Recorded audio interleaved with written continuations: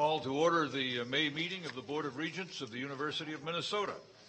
A couple of housekeeping items first. Regent Simmons is not in her chair, but I hope she will be on the phone. Regent Simmons, are you there? I am. House cleaning. Good. We appreciate your being there. Secondly, you'll note Regent Johnson is missing. He's still working for us at the moment, but he is taking part in the commencement at 10 a.m. and therefore is not at the board meeting, but he's still on duty. With that, we'll turn to item 1, which among all the sort of sad things that are happening in legislature and elsewhere is a happy item. It's a celebration, and Mr. President, will you join me at the podium?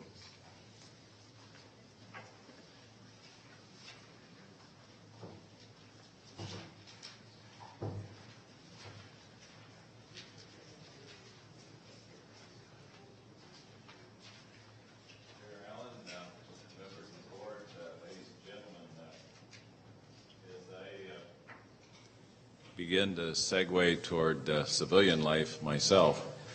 I've been reflecting about the great fortune I've had to work with just an incredible executive team here at the University of Minnesota. I personally believe it's the best I've seen in my 42 years of tenure at the university. And the 3 people we're going to acknowledge today have been a very, very big part of making this journey for the University of Minnesota highly productive, highly successful. They have all really made enormous contributions to the University of Minnesota. It's a great honor for us to stand here this morning and honor their work. The first person we want to honor is Kathy Brown, and Kathy is Vice President, Chief of Staff in the Office of the President. And if you have occasionally noticed that I'm organized, it's Kathy's fault, and you need to give her the credit. Kathy has incredible judgment. She solves problems creatively. She has a strong sense of vision, and I would say also a very collaborative spirit. And one of the things I appreciate is she has an enormously calming influence on people who sometimes lose it. We don't have to go very far to know where that reference is directed. What I'd like to do in all 3 cases is to read the regental citation that Regent Allen has and will present to each of the 3 people we are going to honor and recognize here this afternoon. So the certificate appreciation for Kathy Brown is the Regents of the University of Minnesota recognize with appreciation and sincere gratitude the dedication and service of Catherine F. Brown. As Vice President and Chief of Staff from 2002 to 2011, Kathy Brown served as the Chief Advisor to the President, playing an integral role in establishing and implementing policy, ensuring that presidential directives and initiatives are effectively carried out, and acting as the primary liaison on behalf of the President to the University's Board of Regents, senior campus and system administrators, faculty, staff, and student leadership, and key campus and external constituents. Among her many accomplishments, Kathy was instrumental in managing a comprehensive university-wide strategic positioning effort through the Office of the President and its ongoing integration into the day-to-day planning and operational activities with other senior officers of the institution. She played a major role in overseeing our planning, opening and the operation of the new on-campus football stadium, and she played a key leadership role in board and administrative policy reform. The university has benefited greatly from her experience and insight and the significant contributions Kathy has made in partnering with yours truly, the President of the University of Minnesota, to advance the excellence of the university in ways that I believe will have impact for years to come. So on behalf of a grateful university community, the Regents extend their respect and deepest gratitude to Kathy Brown for outstanding service as Vice President and Chief of Staff at the University of Minnesota. So please join me in recognizing her this morning.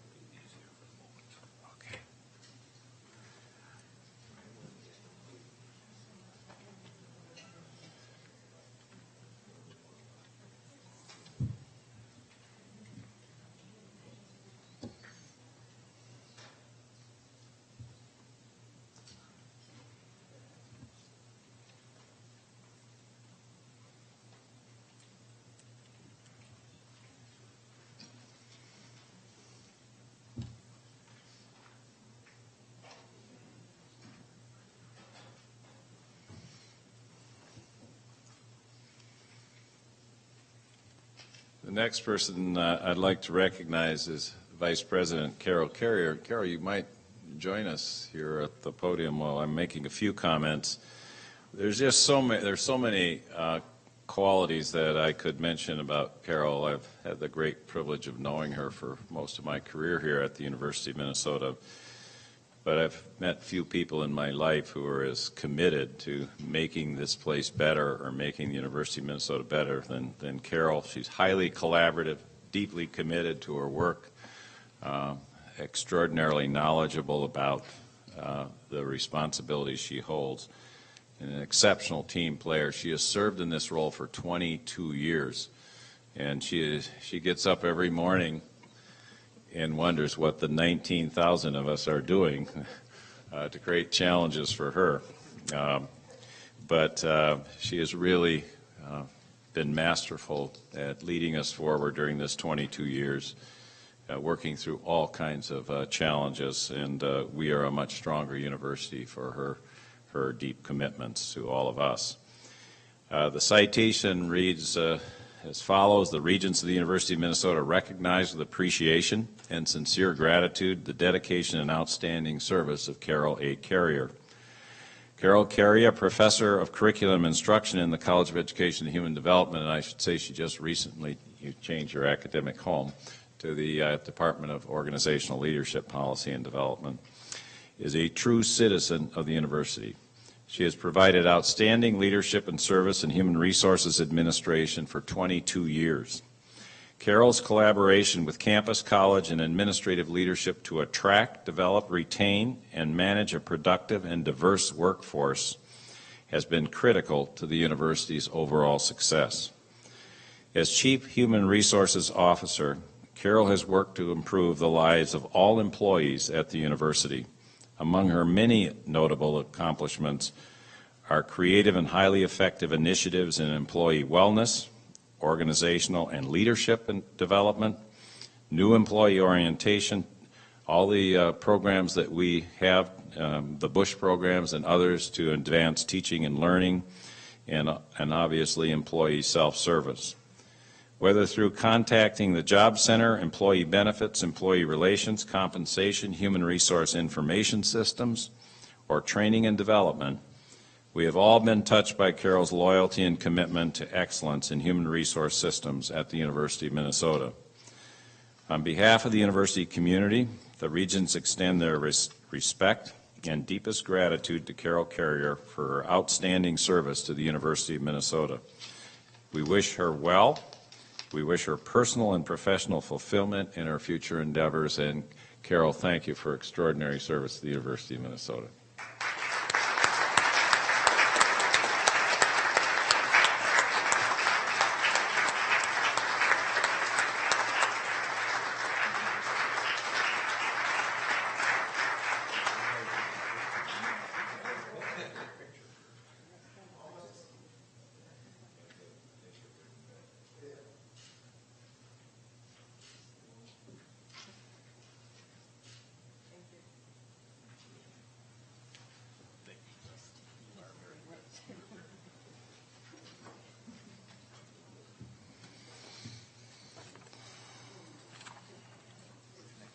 Steve, and then we're done.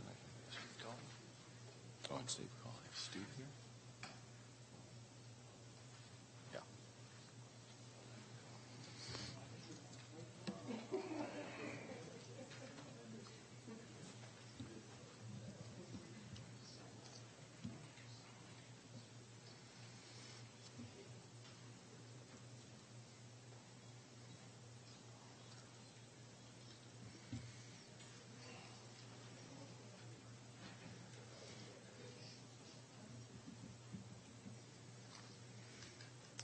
The next person we want to recognize and honor this morning is Stephen Rosenstone, Vice President for Scholarly and Cultural Affairs at the University of Minnesota. At least he was until May 1st, I think. And you all know that Stephen is going to be the new chancellor of the MnSCU system in the University of Minnesota, and I think it's one of the most extraordinary opportunities of leadership in higher education today. So it's a great opportunity to acknowledge him. Stephen has, I believe, more than 15 years of service at the University of Minnesota.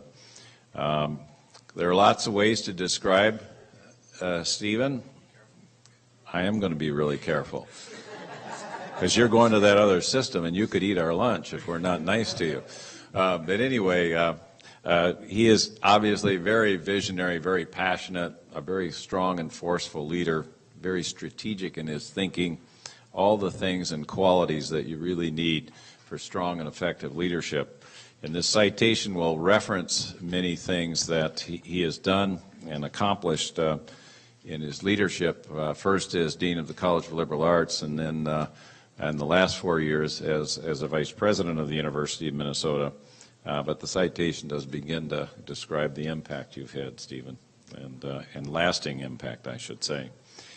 The Regents of the University of Minnesota recognize with appreciation and sincere gratitude the dedication and outstanding contributions of Stephen J. Rosenstone. Stephen Rosenstone, a professor of political science in the College of Liberal Arts, has distinguished himself as a visionary and effective leader at the university. He provided strong leadership as Dean of the College of Liberal Arts from 1996 through 2007, and his accomplishments include significant enhancements to undergraduate education, development of the West Bank Arts Quarter, oversight of major renovations to create state-of-the-art facilities, particularly on or around the university's mall, unprecedented levels of private giving in the college, and many, many other accomplishments.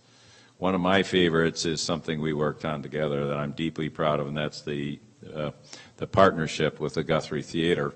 When you go to the Guthrie, you look at the program, and I'd be very surprised if there wasn't at least one actor on the program who has graduated from this extraordinary, now national and international program. In 2004, Stephen was awarded the McKnight Presidential Leadership Chair for his outstanding leadership and service to the university. As Vice President for Scholarly and Cultural Affairs, Stephen worked effectively to deepen the university's engagement with great scholars, scientists, thinkers, public figures, and artists. He is primarily responsible for leading the transformational planning of Northrop into an academic and cultural center of distinction for the University of Minnesota and for our great state. On behalf of the university community, the Regents extend their respect and deepest gratitude to Stephen Rosenstone for his meaningful service to the University of Minnesota, and we want to wish him the best personal and professional fulfillment in his future endeavors. Congratulations, Stephen, and thank you.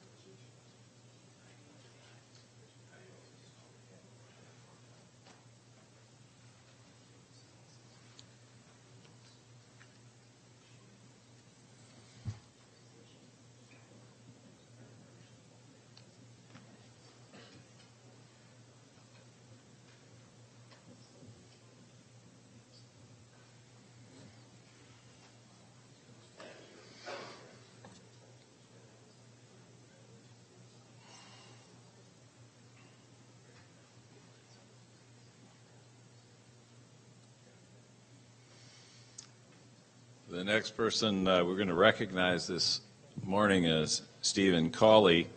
And I'd like Stephen to join us. Stephen is going to the University of Miami, and unfortunately, we didn't hear about this early enough. He made this decision somewhere in March or early April, and I think it had something to do with Minnesota weather.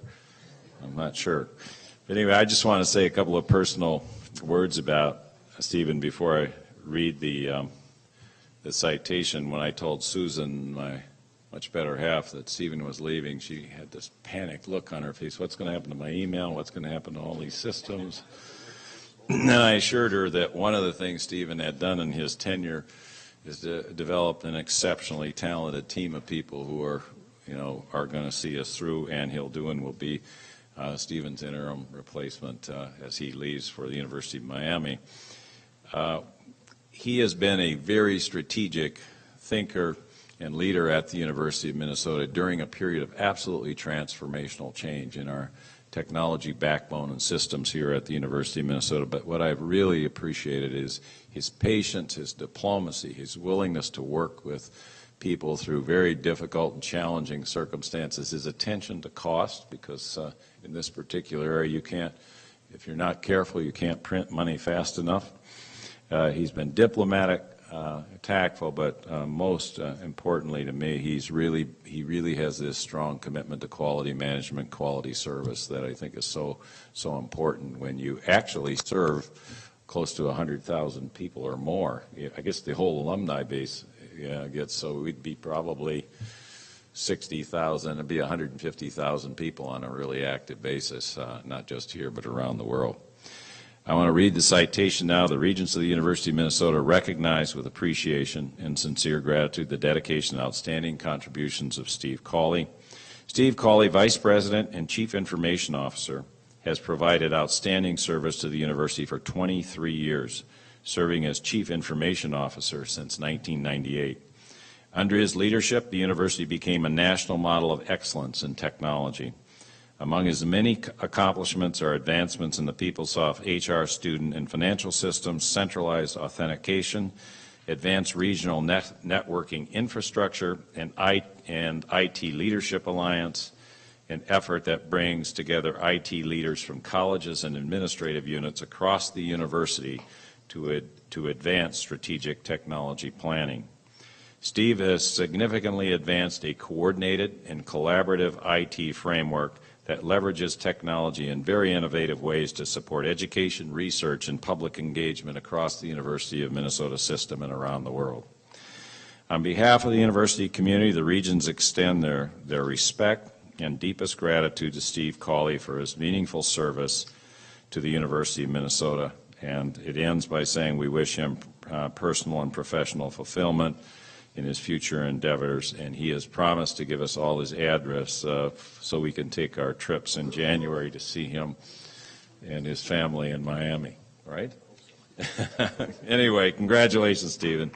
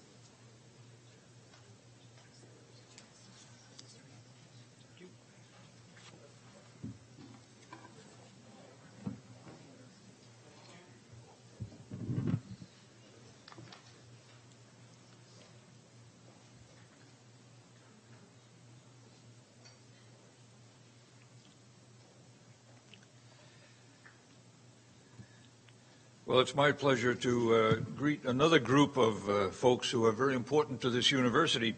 We talk a lot in higher education, and we mean it when we say we have shared governance, and a lot of folks would think that means administration and faculty only, but here, and in some places, but especially here, it also means with the students.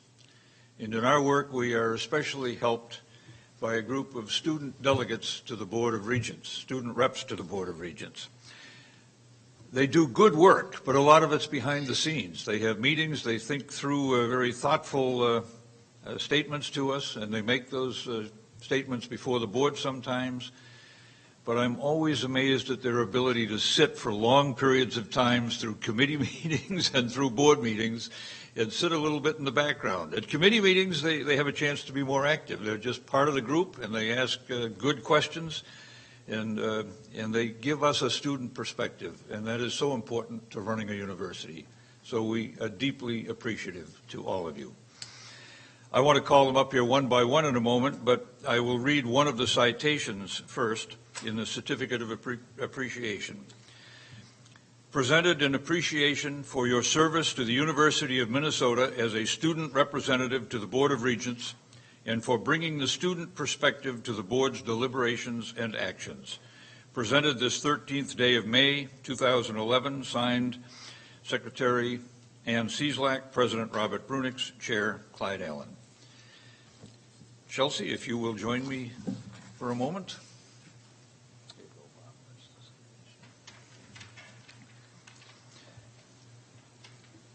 Chelsea Deppner from Duluth. Chelsea is a senior from St. Paul, Minnesota, completing her first term as a student rep, serving this past year as vice chair. Chelsea will be finishing in the fall of 2011 with a degree from the Labovitz School of Business and Economics at the Duluth campus. She is majoring in healthcare management with a minor in economics. She's been very active in the Duluth Student Association, the Kirby Leadership Institute, and was named a recipient of the Labovitz Community Service Excellence Award in 2010 and the Bulldog Award for 2011, which is given to students who have positively affected the university community. Upon completion of her degree, Chelsea plans to pursue employment in the field of healthcare administration and hospital quality management. Chelsea, thank you very, very much.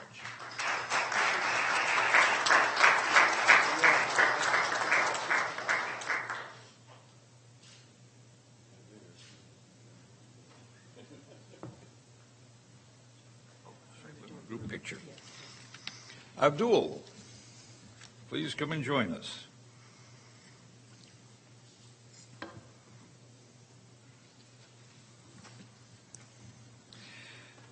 Abdul Amari, Twin City graduate, representative for the Graduate and Professional Student Assembly. He is a graduate from Minneapolis, Minnesota, completing his first term as a student representative.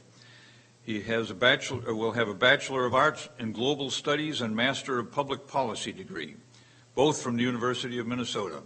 He's currently pursuing a PhD in the College of Education and Human Development in Comparative and International Development Education, and has a target completion date of 2015. In addition, his work with GASPA, Abdul has been active in Public Affairs Student Association, the Black Student Union, and the Humphrey School Diversity Committee. Upon completion of his degree, he hopes to pursue a career as a college professor with an ultimate goal of becoming ambassador to the United Nations. Thank you very much, and congratulations.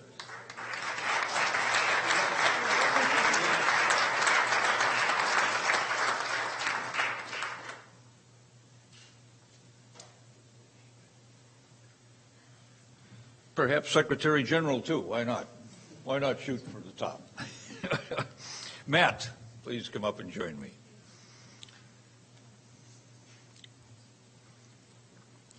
Matt Pravatsky from Morris. Matt is a junior from Walker, Minnesota, up our way, completing his second term as student representative and serving this past year as chair. Matt will be graduating this spring with a major in political science. In addition to serving as student rep, he has played football, served on the Morris Campus Student Association, and has been active with several music and theater groups. He's a member of the Dean's List and received multiple awards for outstanding student leadership. Matt also joined Garrison Keeler on a recent stage at a segment of the Prairie Home Companion at Morris Campus. Upon graduation, Matt plans to pursue a career in politics and public relations. Matt, thank you for all of your service.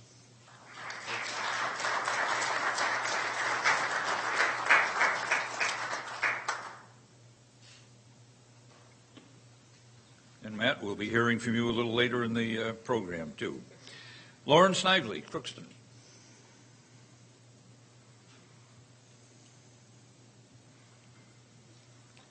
Lauren, a sophomore from Herndon, Virginia, is completing her second term as a student rep. Lauren is majoring in communications and equine science. She has served as a member of the Crookston Student Association, UMC College Republicans, Crookston Students for Sustainable Development, and served as a student representative to the university-wide Sustainability Committee. Lauren has also competed for 3 years as a member of the UMC equestrian team, and if I remember right, she's even taking care of a horse that used to belong to someone named Brunix. It's taking good care. That horse is now at the campus in Crookston, and we appreciate that.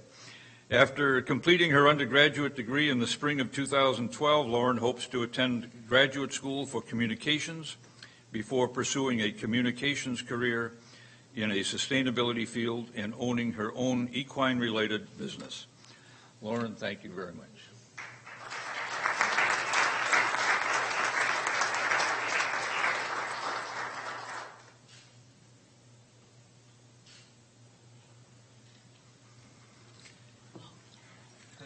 Paul.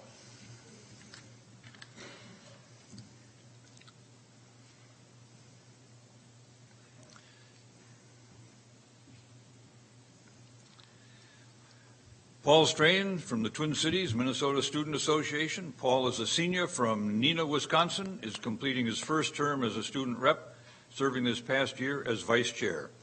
Paul was president of the Minnesota Student Association in 2009-2010 and has served as a community advisor in both frontier and territorial halls. In addition to his role as a student rep, he served on the university's Enrollment Management Committee and the Advancing Excellence Steering Committee.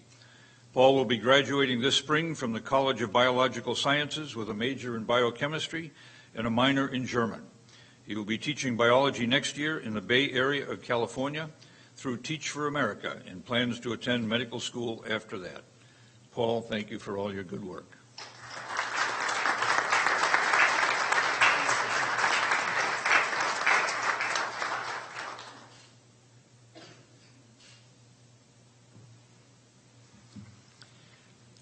Chantel.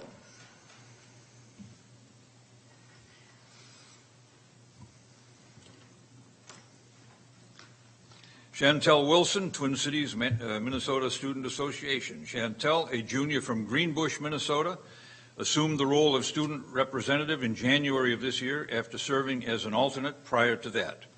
In addition to her role as a student representative, Chantel has served as president of the Pre-Law Society and is part of the University Honors Program and Emerging Leadership Program. She has been a member of the Dean's List and completed an internship with the UK Ministry of Justice last year.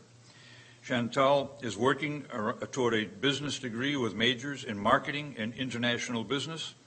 She will graduate in the spring of 2012 and is currently in the process of applying for law school. Chantal will be returning as a student rep to the board for the upcoming year. Chantel, thank you for your good work.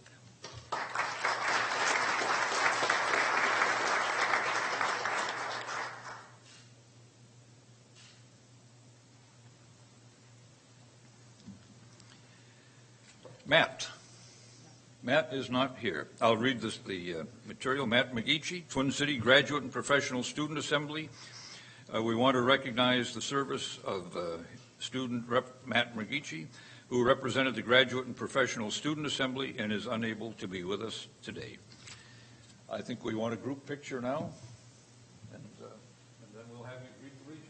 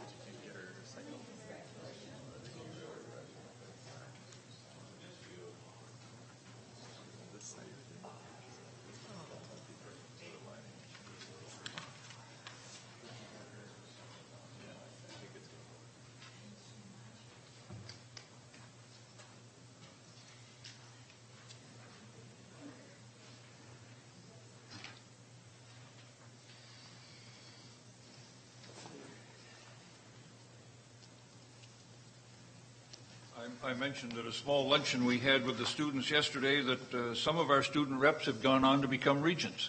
But would you please wait till everyone on this group has finished their term?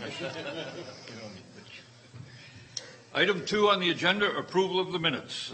Is there a motion? Moved Regent Beeson. Is there a second to approve the minutes? Seconded Regent Cohen. Discussion, errors, omissions? If not, all in favor, aye. Aye. Opposed, carried. Item 3, the report of the President. President Brunix. Chair Allen, members of the board, ladies and gentlemen, it seems like lately when I've given the President's report, I've mostly talked about the economy and the challenges of the moment, and I thought given this time of year, we ought to just have some cheerful news. This is a time of the year when we celebrate great accomplishment, as we did this morning, when we confer thousands of degrees, likely close to 14,000 this year. And it's really, I think, a time to reflect on the extraordinary nature of the University of Minnesota and the accomplishments of the wonderful people who comprise this community across the state of Minnesota. Woody Allen once said that half of life is just showing up. And I just want to tell you that people at the University of Minnesota, faculty, staff, students show up. That's one half of it. But when they show up, they create the other half that is absolutely magical in advancing knowledge, understanding, and contributing just enormously to the state's economy and quality of life. I want to just talk about a few things, and it's just the tip of the iceberg, only a few things. Last weekend, I joined Chair Allen at the University of Minnesota Crookston for their commencement, and we awarded the first ever University of Minnesota Alumni Service Award to Dr. Carrie Torkelson. We conferred degrees on 89 graduates, including 19 of 29 graduates who graduated through Crookston's expanded online educational program. The graduating class included 11 international students from 8 different countries around the world.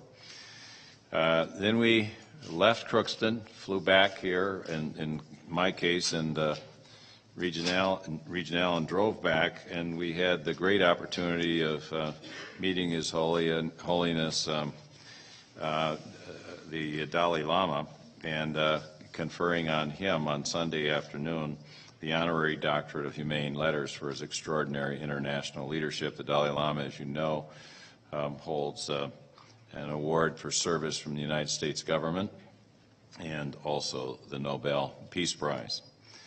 What I was particularly pleased about was the opportunity to honor his extraordinary accomplishments in service, but also to see that he relished the possibility of wearing a University of Minnesota visor for his main address to the audience that afternoon. So the M, the block N, was seen around the world, and I know he'll treasure it. On May 4th, University of Minnesota Duluth Chancellor Lindley C. Black announced the completion of the campus strategic plan, which will guide UMD's development over the next 5 to 10 years.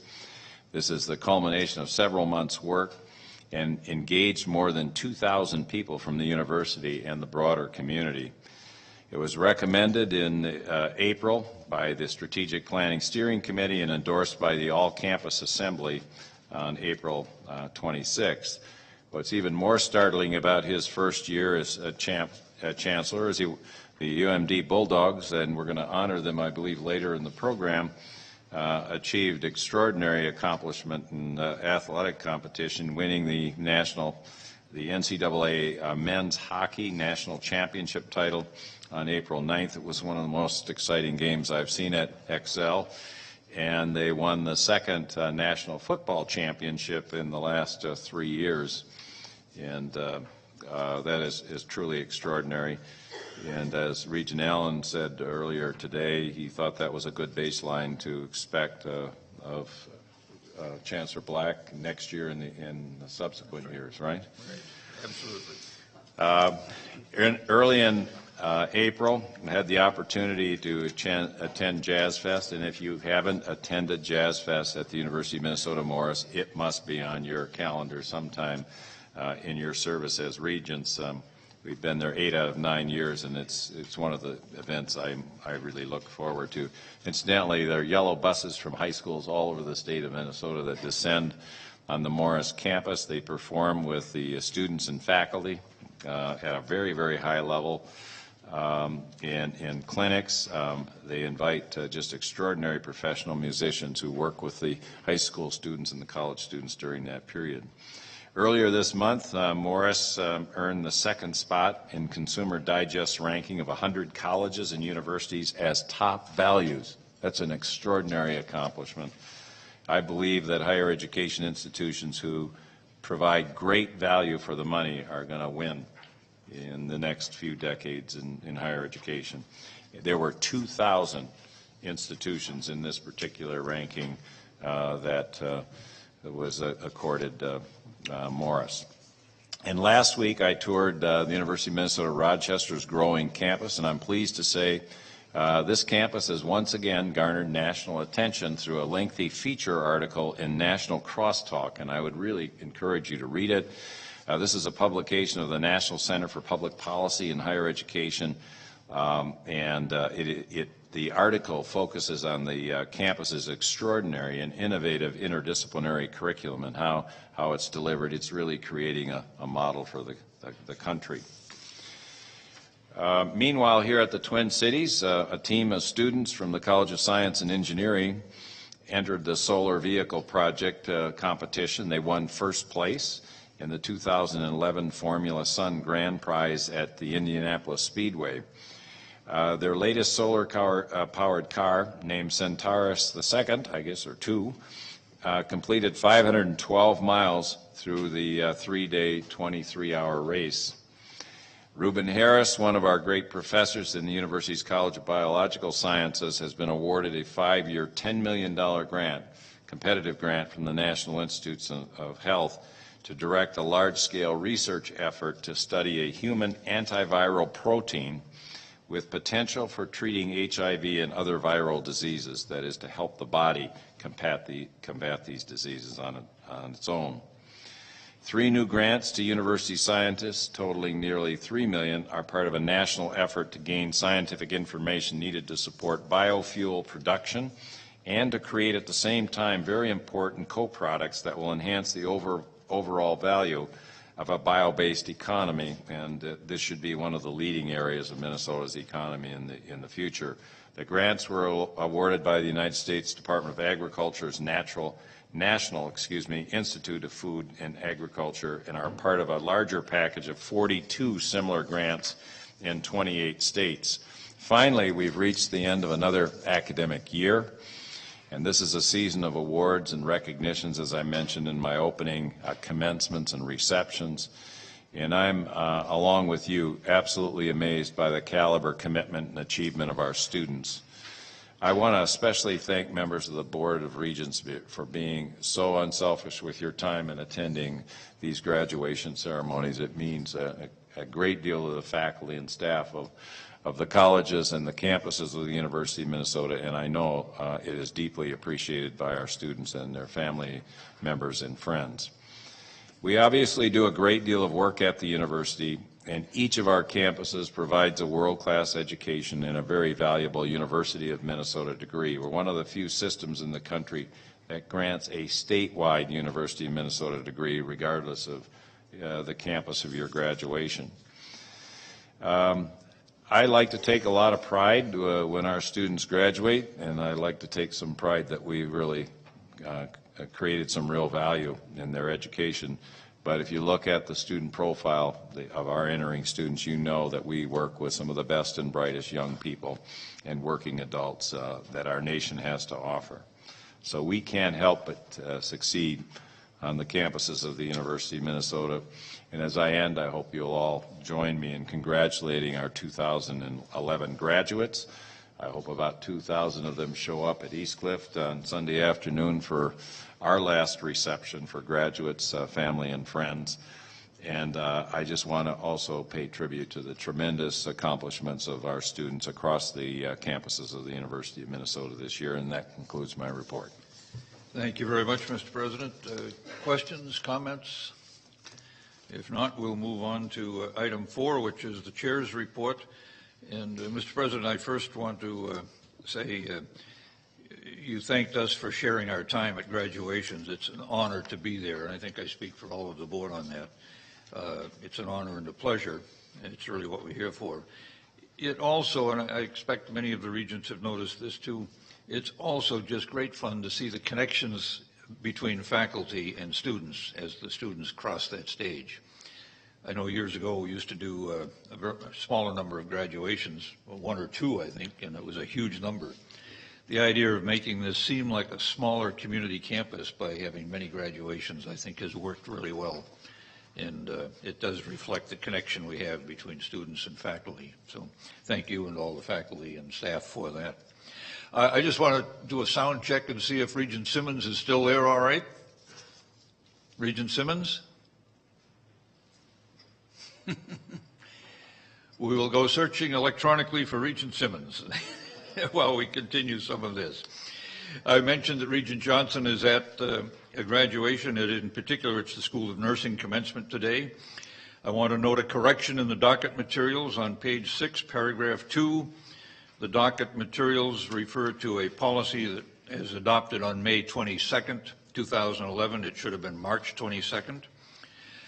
I want to announce the appointment of a nominating committee. I've asked Regent Frobenius to chair the nominating committee for board officers. He'll be assisted by Regents Hung and Regent McMillan. Again, I congratulate all the graduates on every campus in all of the colleges, as well as their families, the faculty and staff who supported them. Finally, I'll announce that the board's next meeting will be held June 9th and 10th here on the Twin City campus. That concludes my report. Questions, comments? Item 5, receive and file reports as noted on pages 5 and 6 of the docket material. Item 6, consent report for action. Report of the All University Honors Committee and gifts. They are in the docket material. Any questions, discussion? If not, is there a motion? Move approval. Moved approval, Regent Frobenius, seconded Regent Cohen. All in favor, aye. Aye. Opposed, carried. Report of the student representatives to the Board of Regents. Matt Pravatsky, please come to the podium. And Matt will now live up to all those glowing things we said about him, and I have no doubt but what he will.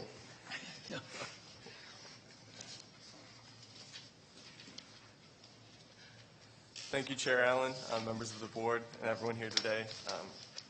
I'm very happy to bring the spring report to you.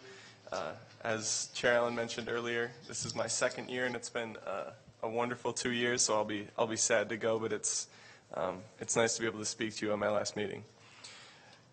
So this semester, we really wanted to focus on a big picture idea of the university during this time of great transition.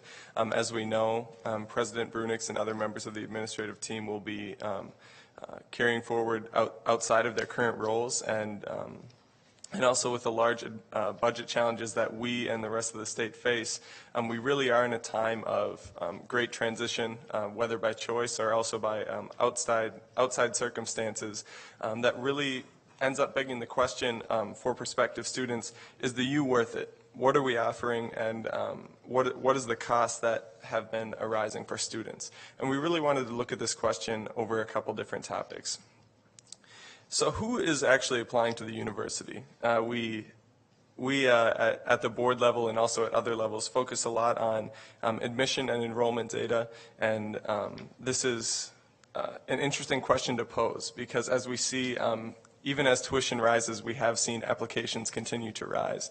And really, we wanted to look at why is this still occurring. And I think a big reason for this is online applications. I think those are something that we, at least when I've seen presentations, are somewhat ignored in terms of the actual rise in application numbers. I think a big reason for those rises, and we as students really feel that if we're going to be comparing these, I think my best way to phrase it, and you can see in the presentation, I said comparing apples to apples, because I think comparing enrollment data from when people actually had to mail in an application is quite different than when they can simply go onto our website, which I think is, which is actually quite easy for students. And when we wanted to examine what students actually pay when they're coming, we really wanted to take a historical perspective on what the cost actually is. Representative Strain did some personal comparisons for what he ends up paying in the report, if you read it, that tuition, when it rises, it doesn't just raise the cost of what students are paying. It also changes the way that they actually can pay for this.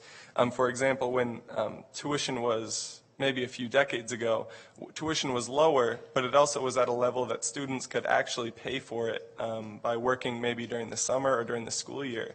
Now, and you can see in the report, the cost is actually so great that you would essentially have to work basically full-time all year round to pay for this type of education if you were going to pay for it on an actual cash basis. So with those the way you can pay being changed, and also scholarships having to be reduced because of financial challenges, the way students can actually pay for education is definitely changing. And I think that's something that maybe holistically we are examining somewhat, but something we need to keep in mind. And a lot of these reductions in scholarship and also in the financial demands, those affect minority students much more disproportionately than they affect students as a whole. And I think that's something we also need to keep in mind, especially with our tradition of having a diverse student body. I know in Morris that's something that may have been Regent Simmons phoning in, who knows. I think, in Morris that's something we focus on, and I know university-wide we also focus on. So how are students actually paying for this, and how is that broken up between tuition and fees? I think as students, one thing that comes with these financial challenges, the whole state is dealing with financial challenges, but I think as students, one of the most challenging parts is actually predicting how the changes will occur. Fees, I think in general are less transparent than tuition, in that if, for example, if Chair Allen or President Brunix today said they were going to raise tuition X amount, the newspapers would report it immediately. But changes in fees are not so public, so it's harder for students to predict that change in cost for a less transparent or maybe less public type of cost change. And I think something that I know in the Finance Committee yesterday, and continuously as the board, you've mentioned the issue of differential tuition. And that's obviously going to be something you talk about. But I will say, as students, we do feel this will end up being, that may end up being someplace where there will be competition between colleges. In other words, people may be, and I've heard Regents speak to this as well, sort of strategically jumping between less expensive schools to get their credits elsewhere. And I think another part of the report that we really wanted to focus on was that student jobs. I think a lot of our online initiatives have been very successful, and I think student jobs is another area where this could be effectively implemented using online social media, such as maybe the Facebook page for the university, which I personally follow, or the Twitter feed, which I also follow. That might be an easy way to advertise those student jobs. So then once students actually leave, what are they leaving with? Long-term debt is an increasingly important issue, especially when you're talking about our unique circumstance now where tuition continues to rise, but we're also in an challenging economic climate. And I think that's a unique thing to consider, that we don't necessarily spend a lot of time analyzing what our graduates are dealing with because we focus so much on admission and enrollment data. Once our students leave, they essentially are no longer students, but they are still members of the university community. And I think as tuition rises, as cost of attendance rises, the way students pay for education changes, the way the economy affects that long-term debt and the way they deal with it is something that we care a great deal about, because as Regents you do govern over the students, but it's also something to consider once those students leave, what are they actually dealing with? And I think it becomes more and more challenging under these circumstances. Facilities management was also maybe outside of the general framework that we focused on, but it was an important issue that we wanted to bring up. currently, and even yesterday when you look at the facilities docket, we deal with decommissioning, renovating, building new buildings on a very consistent basis. When you have the kind of square footage that the University of Minnesota has, it's a common issue to deal with. And we felt that an easy way to improve the way that student organizational space or student space is incorporated into that process would be to do it on the simple basis of when buildings are reviewed, when renovations are reviewed, to incorporate the question of how is this going to affect student space? How might it affect student organizational space? Particularly on the Twin Cities campus, in the last couple of years, we've increased from 600 or so student organizations up to about 800, and my numbers come from Jerry Reinhardt, so if you have questions, he may have this particular data from you. But it's those kind of increases are really happening across the university as well on the coordinate campuses. And these students utilize space very frequently, and it's an important question to keep in mind when dealing with facilities management. And thank you. Thank you very much. And I should have welcomed Vice Chair Chelsea Deppner to the podium also. Are there questions or comments for Matt and Chelsea? One, Mr. President. Mr. Bravatsky, I think you gave a very excellent report, and there's also additional material on coordinate campuses that I really appreciated. But I do want to correct something for the record. It's been incorrectly reported in the Minnesota Daily that University of Minnesota Promise Scholarship has been cut for students. The appropriation is staying constant and may actually increase slightly. That's at a time when I expect the university will cut other parts of its budget at double-digit rates. So there's been a real deliberate strategy to protect student support at the undergraduate, graduate, and professional level. That doesn't mean there won't be some reductions, but there's going to be a real concerted effort to protect students. And secondly, it's not being cut for continuing students. Those students are guaranteed that they'll get the same level of support they had last year. So anything you can do to help get the information out, we have obviously put it on our website and we've disseminated it as broadly as possible, but urban legends do have a way of growing, and this one was an unfortunate editorial that was just plain accurate. I do think fact is a four-letter word, but facts really do matter. So I wanted to share them with you this morning. Thank you, President Brunix. And I can say, as a student who received funding through the Promise Scholarship, I'm happy to know that students in the future will have the same access. Thank you. Regent Frobenius. I just want to speak positively about the report in total. For me, it's just very helpful to sit down and kind of review your comments and the written material as a way of getting a perspective on the package of things we do together and sort of the student view of it. And this is one of the nice, great little 2-3 page summaries that I find fascinating. The thought about that the impact of the essay disappearing might be having on our application was a thought that had never occurred to me. I mean, and the other point is that, I mean, the data we have seen as Regents clearly demonstrates that our incoming students are better prepared than have been students in the past. What they don't tell us is, given the fact that we have been going up a ladder, how have our other comparative institutions been doing, and how have we done relatively? And that's always an interesting question. So thank you for what I've found to be an informative report. And I will also, yes, Regent McMillan. Thank you, Chair Allen. I just carry that thought one degree further and into some specificity here. It was very pleasing at the Facilities Committee yesterday to hear about the work being done on Lynn Hall to restructure and create some space there that seems to actively have involved student organizations at the front end. So this dialogue, this shared governance is working. It seems to be. Thank you. If there are no other questions, I'll simply again say thank you, and to all of you in the audience, now you know why we complimented these folks so much in our earlier presentation. Thank you again very, very much. Thank you. Item 8, President's recommended fiscal year 2012 annual capital improvement budget. Mr. President. Chair Allen, members of the board, ladies and gentlemen, this is an annual report and recommendation we provide to you, and you must approve for the authorization of capital projects. I'll be joined this morning for the presentation by Vice Presidents O'Brien and Fitzenreiter.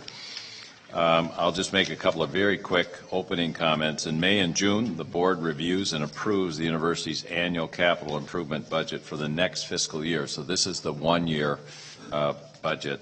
But this is a one-year budget that's embedded in a six-year capital planning framework.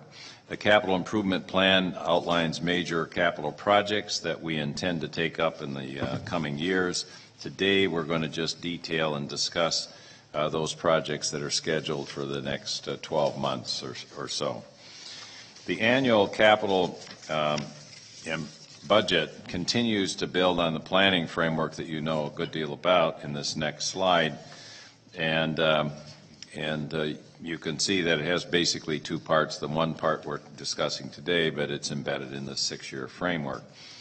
Our capital planning framework for 2011 through 2015 is consistent with the university's goals that you see in front of you concerning our mission, our capacity, the things we need to support the work of the University of Minnesota.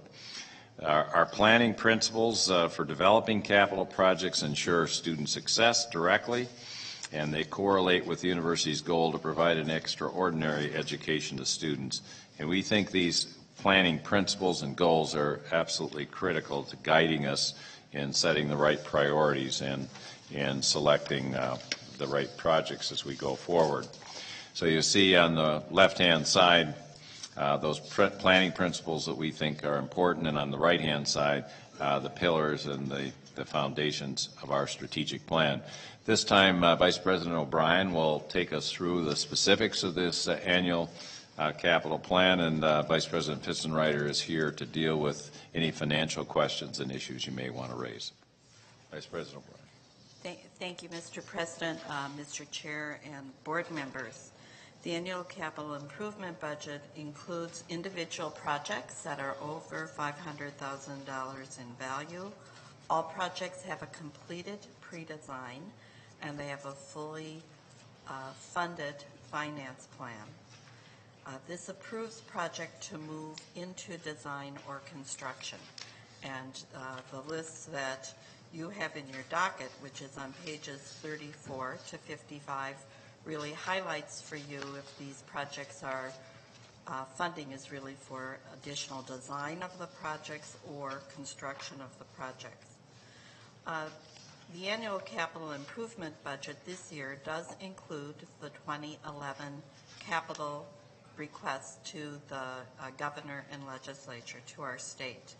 These projects have been previously reviewed, and I would just say that when you act on the capital budget in June, whether these projects will stay in the capital budget or not is really a result of what happens in the legislature. So if there is a capital bonding bill and these projects are in the capital bonding bill, the capital budget that's before you in June will either include or not include these projects.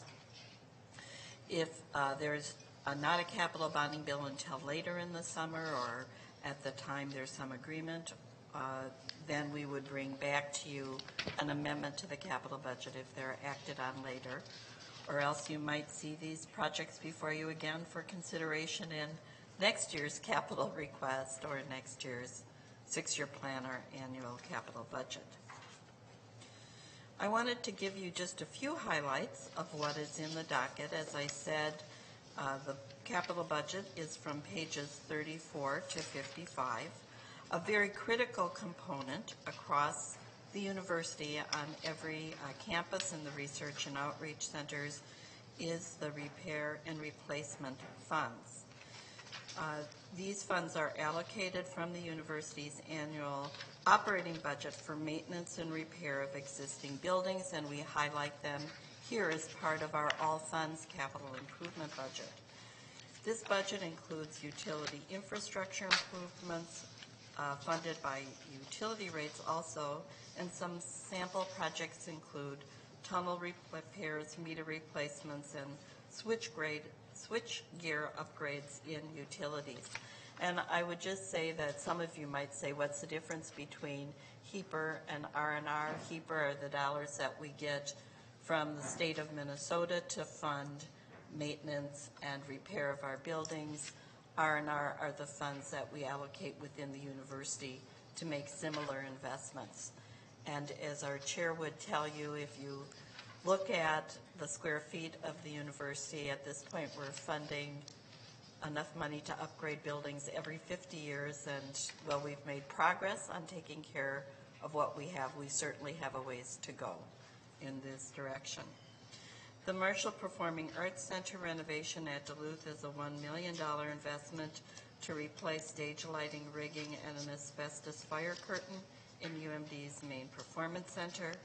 The Montague Hall renovation in Duluth is a $2.9 million investment by the campus and a $3.7 million keeper investment to upgrade the heating, ventilating, and air conditioning systems and code upgrades necessary for a 1960s era classroom and office building on the Duluth campus. The 4th Street housing project is before you for consideration for design money, about just over $3 million in design money. And I know there's some questions about this project.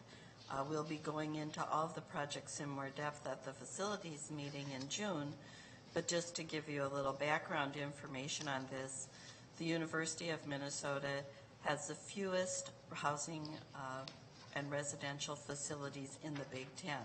Only 21% of our students are housed in university facilities, as opposed to as much as in the 30s and even 38% by some of our colleagues. The university has been very conservative about housing its students and really relying substantially on the private marketplace to have students live in near and close to campus. In the mid-1990s, the university started building more residential beds on campus because there was a recognition from research that you're more apt to retain students, and students are better able to do well academically if they start out their career living on campus. And that has been demonstrated in research across the country, but also in experience here on campus.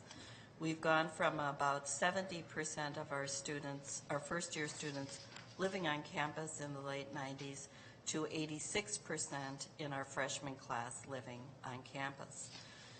Each year, at this point, we have to put about 250 to 300 freshman students in temporary housing, some of them in days in, some of them in lounges, to accommodate them and to fulfill our pledge to house all of the first-year students who wish to live on campus.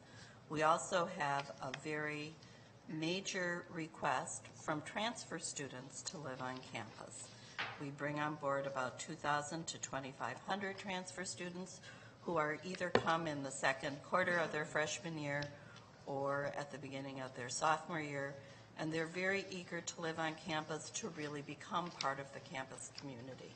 And certainly that's what housing on campus is about. It's not just about living in a building, it's about developing friendships, but also having access to the social and academic development programs that we have accompanying our housing and residential life program. We monitor very closely the number of requests we get for housing, who we're able to accommodate, and it's with this in mind that in the last year and a half, we started considering the building of an additional housing and residential life facility. President Brunix and Provost Sullivan had asked us for a report about a year and a half ago. We looked at our experience, and it was on that basis that we really developed the proposal to move forward with design and a new building. I know some of you are also aware that there have been really over the last decades conversation with the Greek community about how to improve the Greek housing, and if there was a way to either have a Greek-sponsored facility or some partnership between the university and the Greek community. Part of our design in this building is a concept of housing some of the Greek community as chapter houses inside of this building. There's much more to this discussion than I'm outlining today, but I really wanted to give you the highlights about what the need is, what the benefit is, and we really have a lot more information to share with you before you take action on this request at your June meeting. Lind Hall, we had the schematic design and facilities yesterday. As Regent McMillan just noted, this is a renovation for the College of Science and Engineering that really improves student service and student organizations, career advising, and welcoming for students in that college. The College of Nursing has a need to really dramatically change its current laboratories that are about 40 years old to simulation laboratories. That's also occurring in this budget and fully funded from within the college. Recreational sports is making use of those recreational fees that are charged students by improving fields across the Twin Cities campus and adding sports bubbles so they're able to be used during the winter. And a really very positive project that we all feel terrific about is the St. Anthony Fall Lab, which is a laboratory of international distinction on the riverfront in downtown Minneapolis. It has needs for substantial renovation and code upgrades and programmatic upgrades. And the program was awarded a very competitive federal stimulus grant of $7.1 million, and we are matching that with HEAPR funding of $8.7 million for an almost $16 million upgrade to the building and the program of the St. Anthony Falls Lab. And it's something that was long overdue and that we should all feel that we can celebrate. There are a few capital budget issues that are open. By that we mean we're still in discussion about the pre-design and the financing that might be added to your docket at the June meeting. These might include laboratory requests from the College of Education and Human Development, the University of Minnesota Crookston, housing, and Bell Library upgrades in Wilson Library. So we might come back with a few additions at the June meeting. Again, we'll be making a more thorough presentation in the Facilities Committee in June before you act. And with that, I'll turn it over to my colleague who can talk about where's the money coming from. Yeah, Mr. Chairman, members of the committee, the next slide summarizes the funding sources for the proposed 2012 annual capital improvement budget. The total is $221.6 million. As my colleague pointed out, this includes $153.2 million of projects that are part of our request to the governor and the legislature. In the event nothing happens on that score, and things are fairly quiet at the Capitol about bonding this session, that those projects, $153 million, would come out of this plan when we bring it back to you in June for approval, which would mean, absent adding any other projects, that we'd have an annual capital improvement plan next year of around $68 million.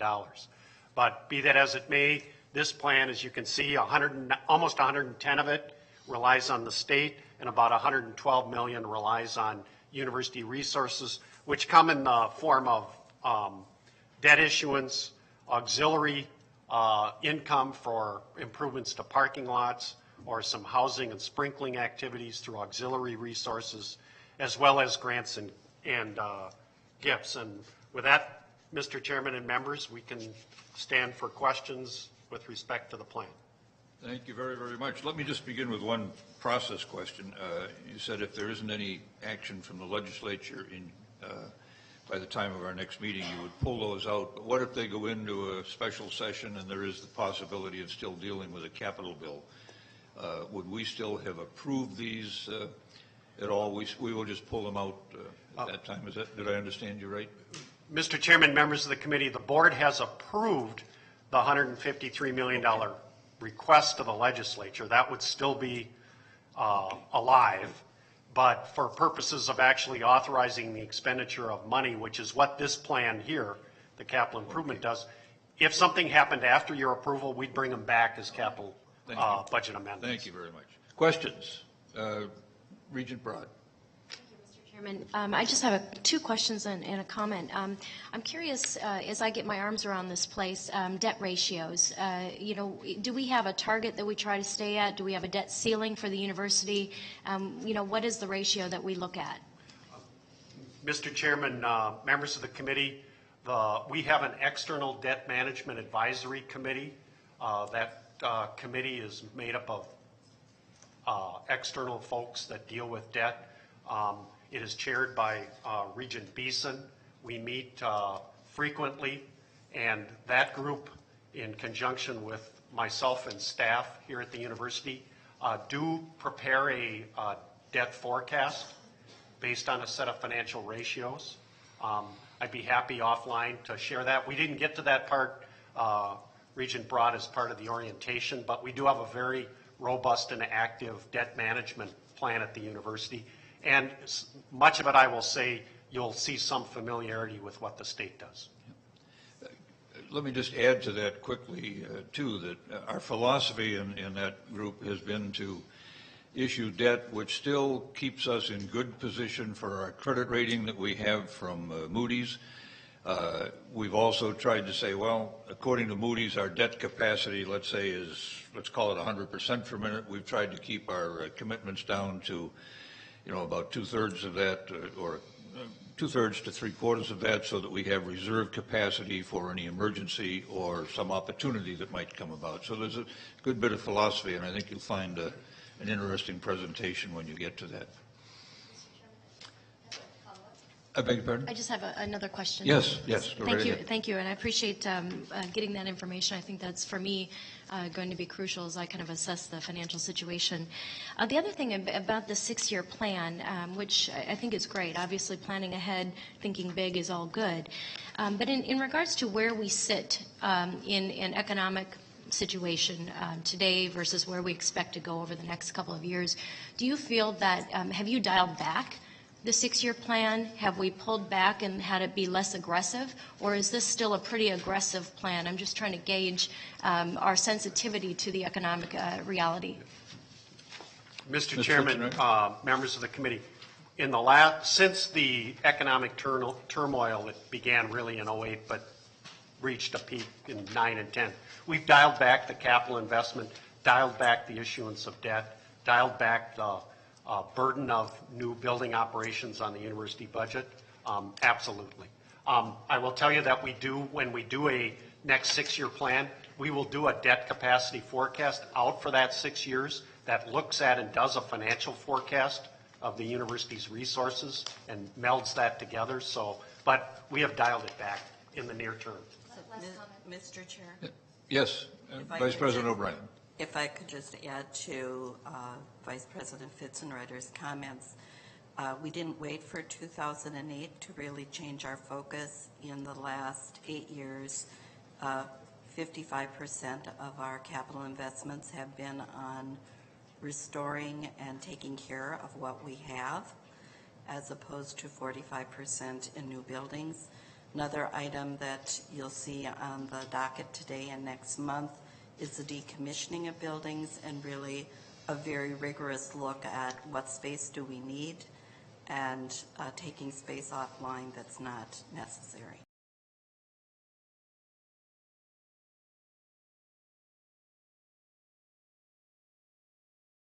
O'Brien for her statements about the housing facility, because I'm not there yet on that one. I'm looking at trying to get some information on market studies, what's going on around us, what's going on the campus, and also alternative financing models that might be available, might be out there, that might be considered as well. So I appreciate talking with you further about that. Thank you. Thank you very much. Regent Fabinius, and then Regent Beeson. Thank you, Chair Allen. I want to raise an issue that really became clear to me that has to do with our priorities. It really came out of 2 different committees I participated in yesterday. Monday, the University of Minnesota will enter into a new era for the next 3+ years that will be rather challenging for the entire university's operation.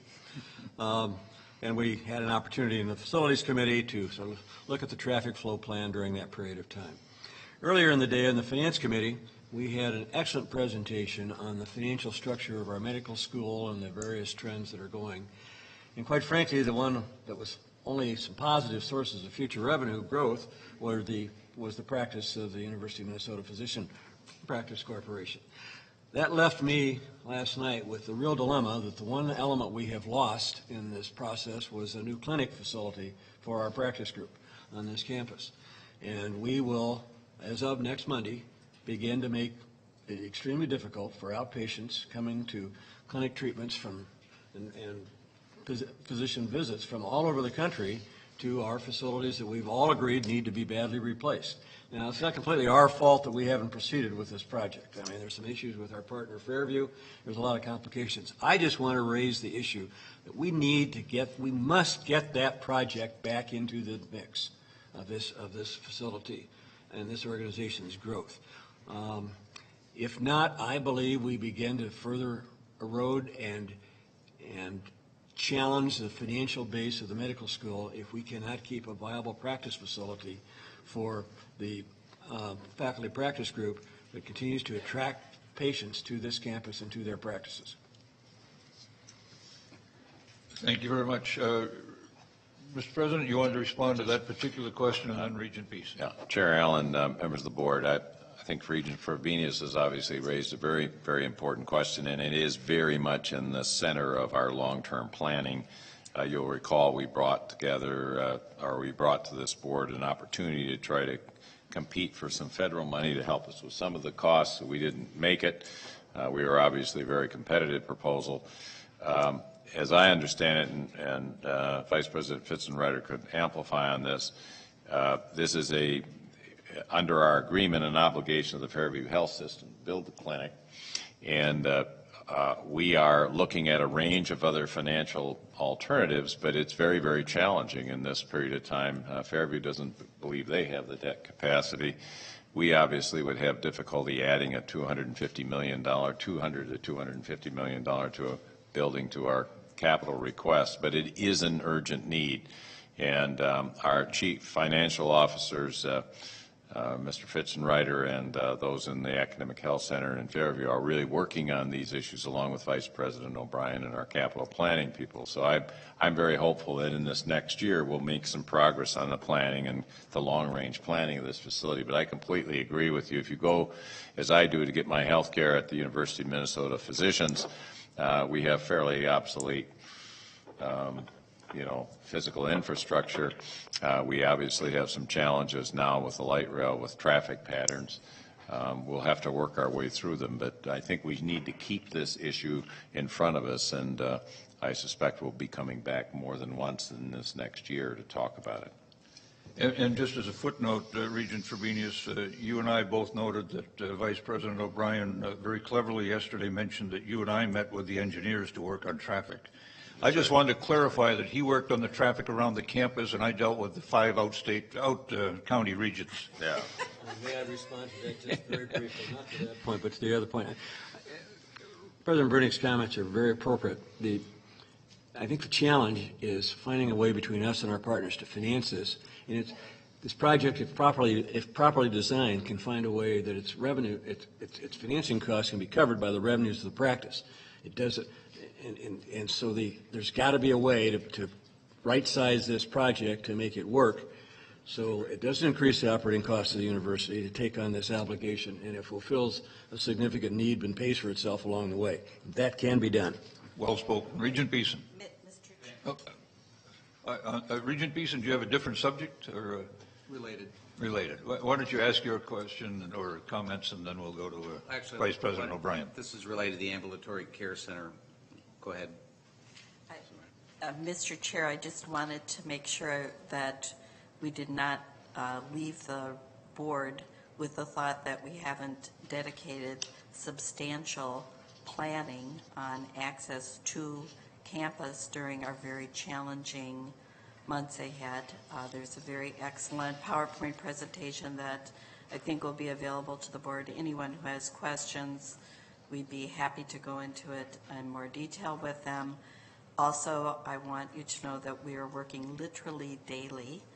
The University Police Department, Parking and Transportation, myself with our counterparts at Fairview and University of Minnesota Physicians on their plans and communications to ensure that folks are able to get to and from their appointments on campus. And it will be challenging. We just need folks to plan and be patient. So.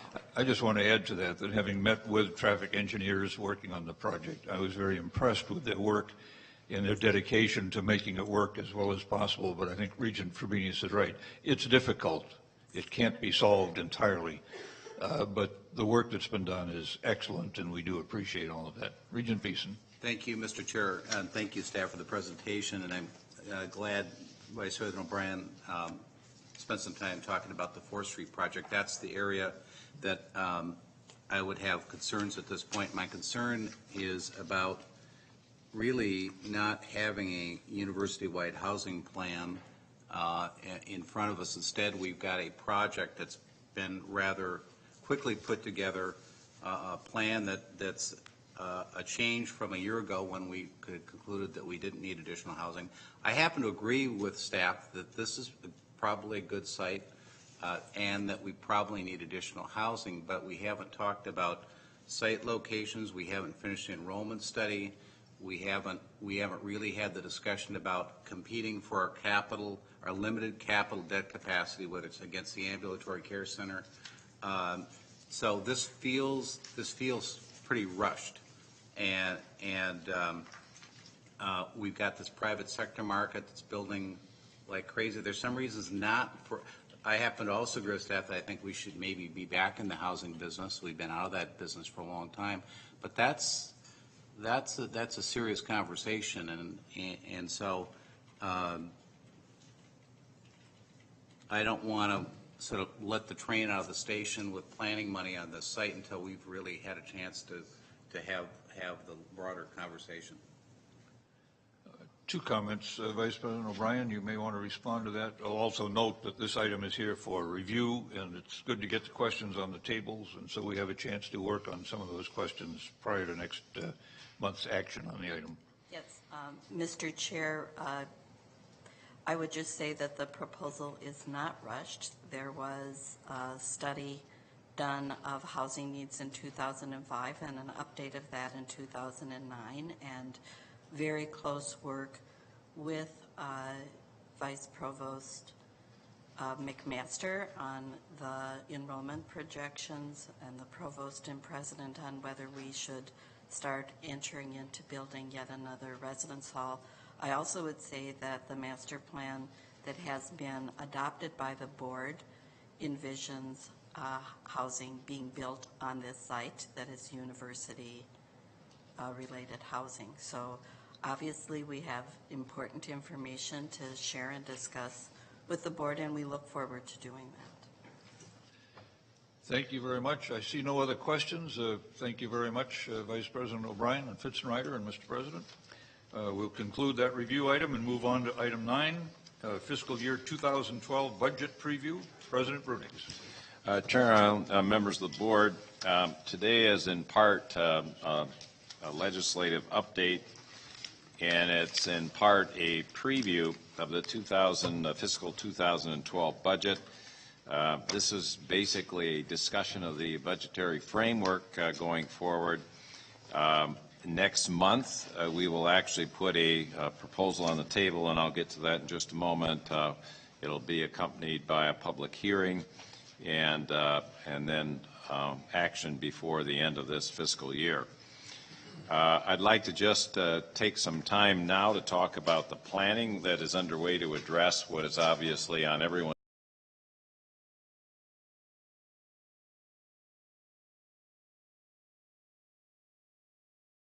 I don't need to dwell on this next slide. This gives you a glimpse of the schedule we will have to pursue together in the next month and a half.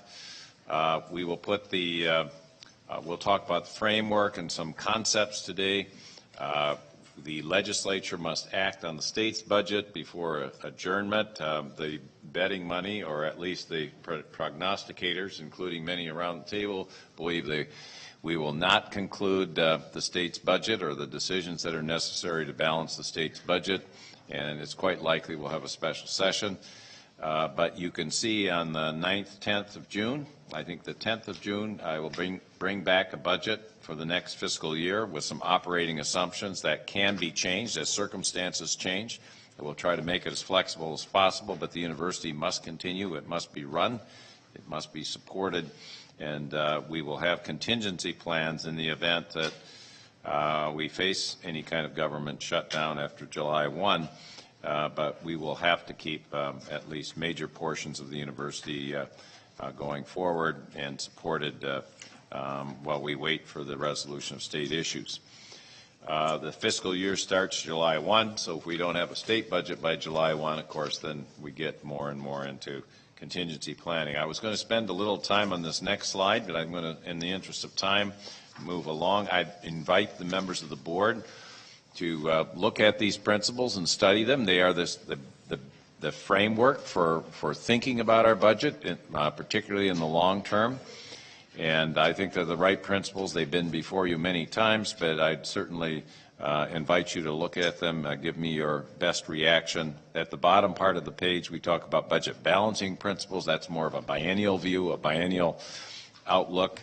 It's very important to point out that the university takes an all funds perspective when we look at our budget and look at our resources. We obviously have to be concerned about whether they're fungible or not. Many of them are dedicated. For example, a grant is dedicated to particular purposes, and I can't move it, and no one else can, from one purpose to another without the permission of the funding agency. We've also worked on the last bullet very hard on entrepreneurial self-support strategies as we've gone forward. I think this is one of the most entrepreneurial budgets you will see in the English-speaking world. It depends for about 18% of our core foundational infrastructure support from the state of Minnesota, but this place leverages that $13 for every $1 of investment, and you know the return on investment study and all the details that we have shared with you in the last couple of meetings. But take a look at those principles. Those are sort of the guiding principles. It's sort of been my compulsive commitment to you to bring forward guiding principles in key concepts whenever we decide anything of any consequence here at the Board of Regents. And these have been used and applied repeatedly over the last several years. Now, what's the problem? What's the challenge? What do we have in front of us is reflected on this next slide. I think we often spend so much time talking about the state and the state's budget. This is a $3.3 billion roughly annual operation here. The state is, as I said, about 18%. But we have, no matter what happens in the state, we have ongoing projected costs. And one of the big challenges in balancing this budget is to deal with the cost side, the annual costs and the long-range costs. You talked about bonding capacity and debt, and that's very much part of the equation as we go forward, along with many other things. If we give, on average, a 2% compensation increase at the university, which is not that great, not that substantial.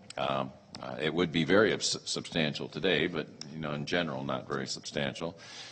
We would have about $80 million of annual growth in expenditures here at the University of Minnesota, half of which would be in this 2% compensation increase. That's an all funds number. That's not just state. The state part of that would be roughly about $26 million. What are those costs? The rising cost of fringe benefits, mostly related to health, and I'll talk about that. Debt and operating costs. For example, every year we have to renew licenses so we can keep the technology systems, the very complex systems of the university going forward. We have safety requirements. Occasionally we add police officers. We add mental health staff to work with our students. We have to continue to refresh our academic investments. That's vitally important if you want to maintain quality at the University of Minnesota. But I will tell you, the budget that will come to you next month has cut at least $40 million of these sort of normally expected cost increases in the next biennial budget period. On the right-hand side of the graph, the second part of this challenge is obviously the state appropriation. Many of you may have read that the House Senate Conference Committee met, and we'll talk more about that recommendation in a few moments. But that's the second part of our challenge, a deep reduction in state resources, and I would argue a back-to-back reduction, which is putting a lot of pressure on the University of Minnesota. So how do you balance a budget in the near term, and how do you make the decisions that are going to help you in the long term, I think is the question we have to deal with. And I will tell you that in my stewardship of the University of Minnesota, including the period of time I served under Mark Udoff as the university's academic vice president and provost, I've always felt that when you have economic adversity, particularly in the form of state requests, you ought to challenge yourself to take about 2/3 of that in cost reduction and productivity enhancements, revenue enhancements if you can, but mostly you know on the cost side and on setting priorities and reallocating money from lower to higher priorities. I think that should be the challenge you put in front of the university community. That's what we've done in planning this budget, and we have tended to rely about 1/3 on issues, for example, tuition increases and other forms of revenue increase. That's been basically the plan we've used. Every single academic and support unit every year goes through a very disciplined process that relies very substantially on the board-approved metrics and other measures that we use to measure academic quality progress as well as fiscal stewardship. I think every unit has about 3 meetings with a group of senior officers that really drill these issues. And you can see the questions that we've asked every academic and support unit. We want to know where should we expand, where are the opportunities, what should we maintain at sort of current levels, what should be reduced and consolidated. And this is a place that has had the courage to consolidate a lot of things in the last several years, as many of you know. What should we eliminate? And increasingly, we challenge people to say, okay, what can we do to be more entrepreneurial and leverage the resources we have on the ground? The next slide gives you the picture, the context of our current planning, and basically and I will say a little bit about what happened. If on the left-hand side of that has happened last evening. On the left-hand side of the graph, you see the current budget. That is the state budget of the University of Minnesota. It sits at about $590 million. The forecast base is what the legislature did in preparing the budget that is a part of the $5 billion projected shortfall in state revenues, but they did increase the projected budget of the University of Minnesota and MnSCU by about $51 million. I want to assure members of the board we haven't spent a dime of this money and have no plans at the moment to do so, although I must tell you I have a really nice list that would fit very nicely into this part of the graph. But we have not done any planning with respect to achieving that forecast base. But I do want to make a point. That $51 million above the line, if you don't get that, that helps solve the state's budget deficit by about $102 million. And so there is a contribution to solving the problem, even if you don't plan to get the money. The governor's recommendation actually cut the university more proportionately than other parts of the state budget, but it was a budget reduction of roughly $40 million from the forecast base, leaving us a net increase of about $12.4 million. I don't think that will happen. I expressed some appreciation for the governor's recommendation and indicated if we had this budget, we could hold tuition to about 2% for undergraduate resident students based on our modeling. But I think it's going to be very, very difficult to get there. The 2 bills we had on the table last night in the Senate House Conference Committee and bills that we testified on before the conference committee. On the left-hand side, the pink bar is the House. And to consider what the impact is over 2 years, you have to multiply that by 2, obviously. So that's about $124 million. The Senate reduction to the university's budget was about 70.6. Vice President Fitzenreiter can give you the details, but essentially what happened is the conference committee decided to cut the university more in line with the Senate request within about I think a couple $100,000 as I recall. And they took some money out of the MnSCU budget. MnSCU was cut considerably less than the University of Minnesota in the Senate budget, and they took about $7 million out of the MnSCU budget, closing the gap between the university and MnSCU some, but there's still a significant gap in the final bill, and they moved that $7 million into the state grant program that provides need-based aid to students who attend public and private colleges across the state of Minnesota. So the conference bill now has at least been reconciled between the House and the Senate, and if passed and accepted by the governor, it would include this level of reduction.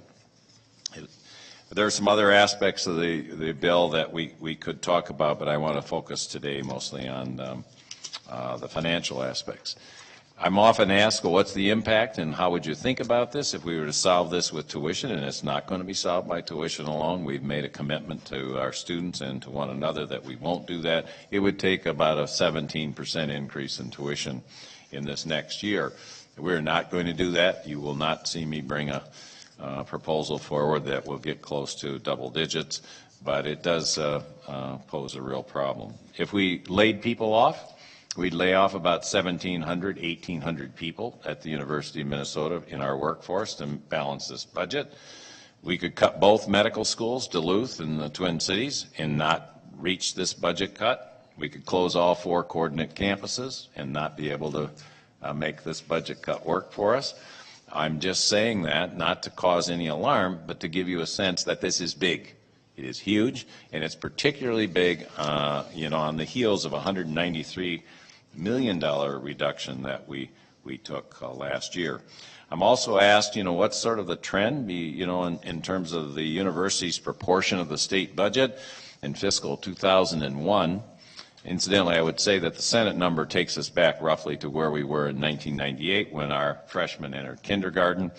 The university appropriation in 2001 was about 4.8, nearly 5% of the state's budget. With the governor's recommendation, it'd be about 3.3. With the Senate House Conference Committee, it would obviously be lower than 3.3. So I can get you have a sense for what these trend lines are, and they're obviously very challenging. This graph kind of gives you the history of state support, and it's been really flat to declining, not just here for public higher education, but across the country.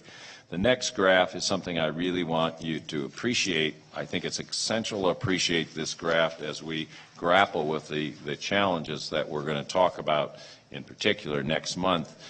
This shows the allocation of state appropriations in fiscal 2011 by academic areas of the university. So I'm always asked, the question that I think Senator Russell Long once posed when he chaired the Senate, the U.S. Senate Tax Committee, and he said, I always get a lot of advice, don't cut me, don't cut thee, cut the other person behind the tree.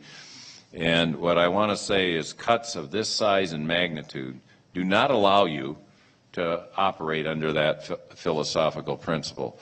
When the cuts are $100 million or more per year in state support, and they come suddenly and quickly, you can't just segregate the budget and say we're only going to cut us out of a small portion of the units at the University of Minnesota. So what's interesting about this graph is if you look at the light or the kind of darker blue section, that's the academic health center units, pharmacy, dentistry, veterinary medicine, the medical school, nursing, and so forth, but most of that money is in the medical school.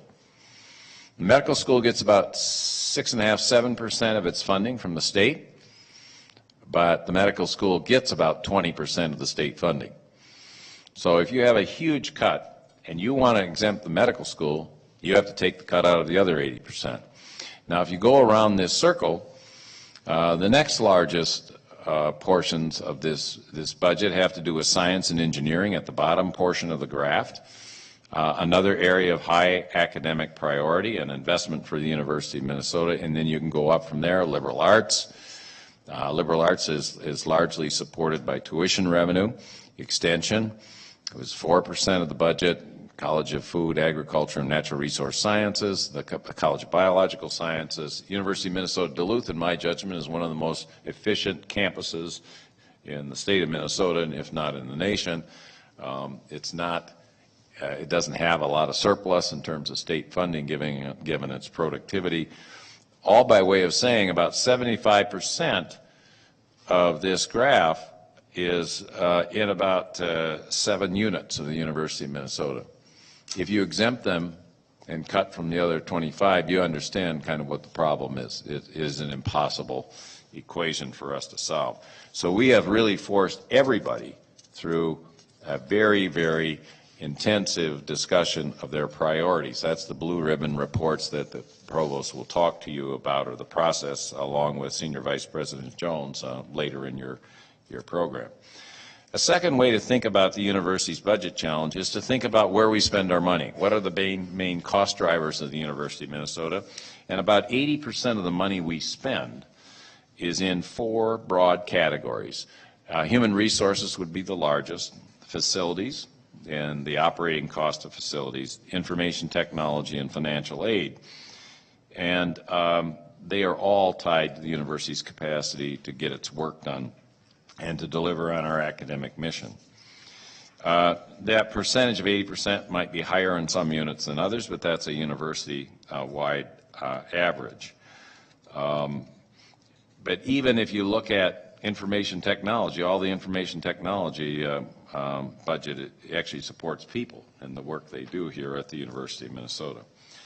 So our approach over some period of time has been not only to work within all the budgeted units of the university to make sure they're setting their priorities well and we're using resources prudently and we're pushing the envelope on productivity, but we've also gone at it from this enterprise strategy of going after the major cost drivers to see if we can control those so they have long range. It's a long range strategy to make sure that we drive those costs down and we make it possible for our units to survive in this what we call new normal, rather turbulent economic environment. I want to spend some time on this chart and these 4 cost drivers today, but most of the time on the salary and fringe benefits of our employees. That is the compensation costs of the University of Minnesota. I talked with you about the cost profile of the university for fiscal 12 and beyond, quite honestly, and we have been talking for some period now, several months. I've looked people in the eye and have told them that I do not think there's any possibility, subject to normal collective bargaining, I have to say that, but I don't see that there's any possibility that we can give a compensation increase last year. We gave a modest one, very modest one last year, and we took at least half of it back in the form of mandatory reductions.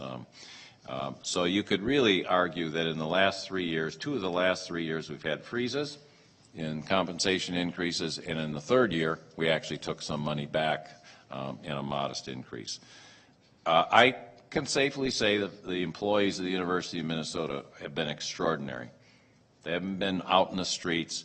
They've been really rolling up their sleeves, trying to keep this place going through this very, very turbulent long-term recession, and I have to say they've been a big part of the problem. We talk about this stuff publicly. We work on it together. We even take votes.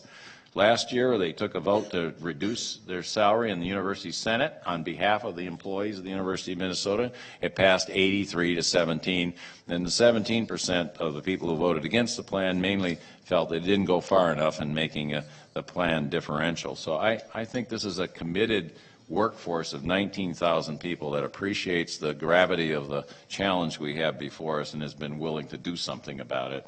And I must tell you, as I leave office in 45 days, I find this nothing short of inspiring, and it should inspire all of you as well. We are also adjusting in this plan, and I will bring to you more detail on how we're going to adjust medical premiums and co-pays. We've also put out a new RFP that allows us to drive down administrative overhead even more. in the next few years, saving about $2.5 to $3 million in operating costs in our health care plan. Health care costs have been going up about 7.5% a year. They go up at a slower rate here at the University of Minnesota, I think, due to some very tough-minded management that we have had in the last several years. This next slide gives you a sense of how the salary and fringe benefits are paid, or what the source of payment is at the University of Minnesota. The gray bar gives you the money that comes from the state. It's about half of it when it comes to employee compensation. And then you have the total costs in the yellow bar. The significant part of this bar, I think, is despite growth in healthcare costs, we have kept the compensation costs, total compensation costs, largely flat in the last 3 years. I'm worried about that in the long term because, as Provost Sullivan reported, I think in the faculty staff committee, we have made some gains in making our compensation more competitive nationwide, particularly for faculty, and we have slipped slightly with these freezes and other issues that we've had to deal with.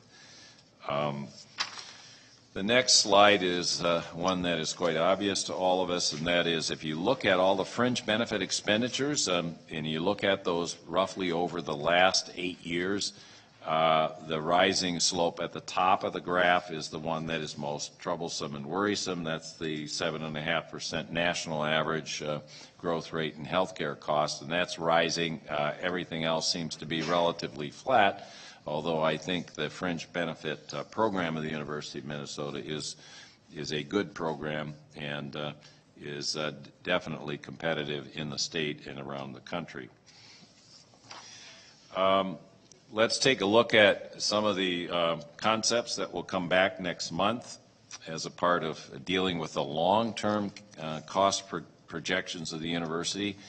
I asked people, we have a very robust benefits advisory committee that includes all the employee groups of the University of Minnesota, the leadership of the university, for example, Vice President Carrier is an active member, along with other senior officers in the administration.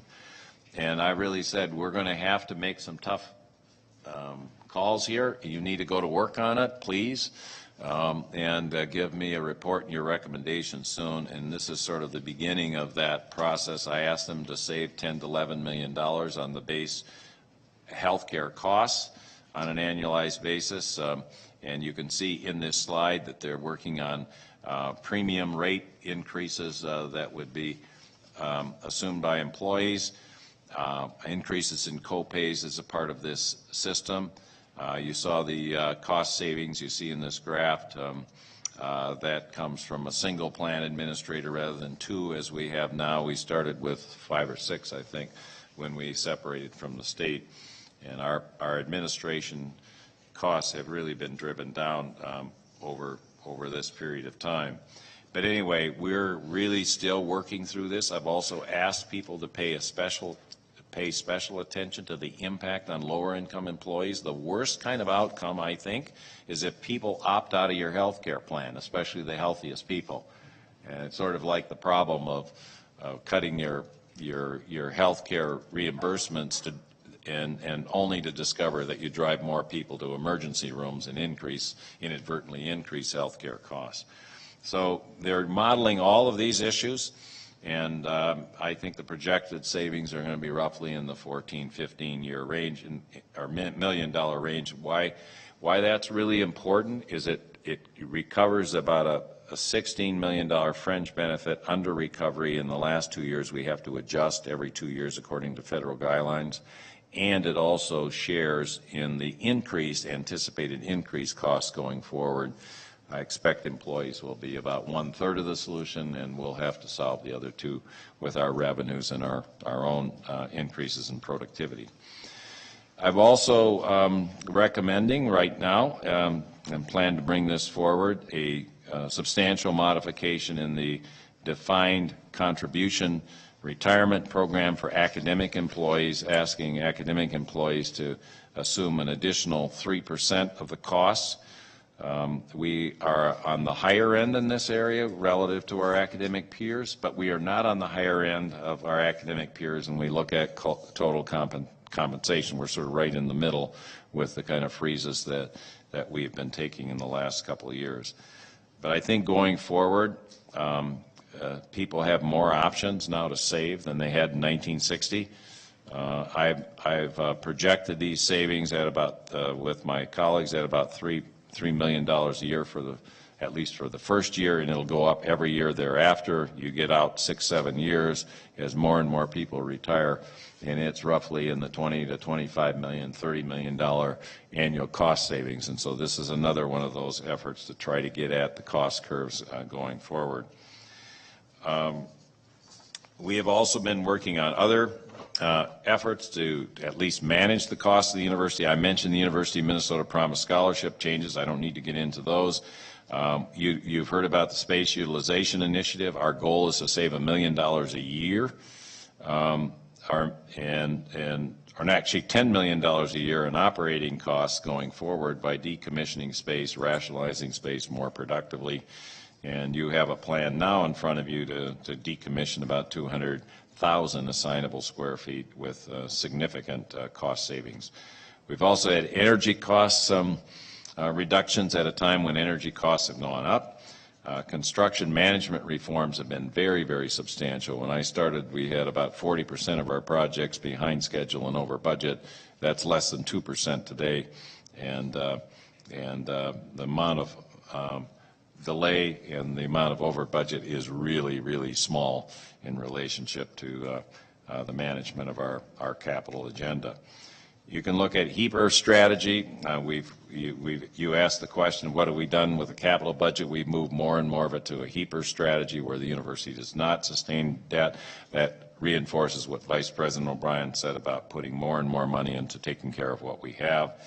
Information technology is another cost driver. We've really been working at an extraordinary level to get cost savings in our software costs, in the consolidation of our servers.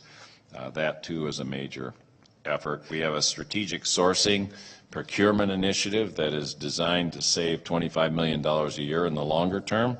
We thought we'd save $2.5 million as we launched it this year. It's been $6.5 million. I'm just giving you a flavor of all the different long-term strategies we're trying to work with. I'm not going to spend time on these next slides, but I can just tell you that we have one research university system in the state of Minnesota. It is a vital part of Minnesota's economy, job growth, Minnesota's quality of life.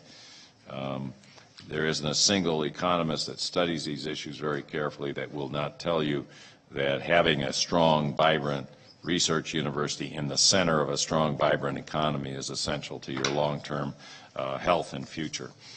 So that basically ends my, my quick presentation of what we are likely to bring forward, most likely to bring forward next month. There will be some major changes in the budget, obviously some efforts to really drive down costs. A second part of this was in the blue ribbon reports you're going to hear. Every single unit is modeled cost reductions, and there will be a considerable variation in the net position of units. Some will get cut much more. It was 0 to 11 last year. And it'll probably be a similarly wide range of reductions that will occur through the process that we'll bring forward in June. So let me stop here, and I'm happy to take comments and questions. Thank you very much, Mr. President. Two things. I want to invite Mr. Pravansky back to the podium. We want to hear the student perspective on this, and then we'll open it up to questions. And while Matt is coming up, I'll just mention we are running behind on schedule. We had good items, but we still have a couple of really good items to go yet. So we need to be a little economical in our time.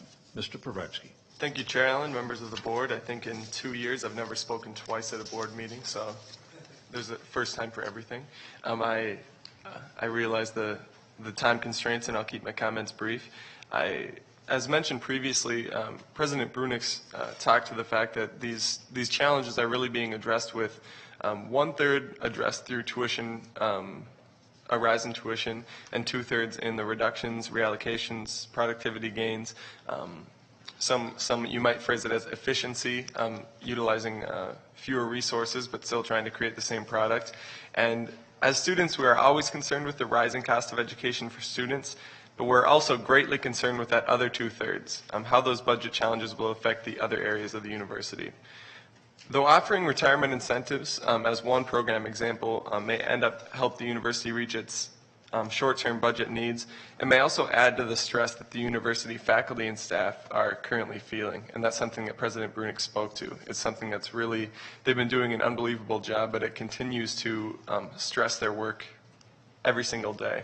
In Morris in particular, where it's so small that you have to know everyone, you really get that sense that it's beginning to stress those faculty. And although efficiency is in everyone's best interest, reductions to staffing to the university may continue to stretch our staff more thinly and reduce overall staff time that's available for work. As this trend continues, we must ask ourselves, at what point does efficiency turn into poor quality? And that's a question that's on our minds constantly as students.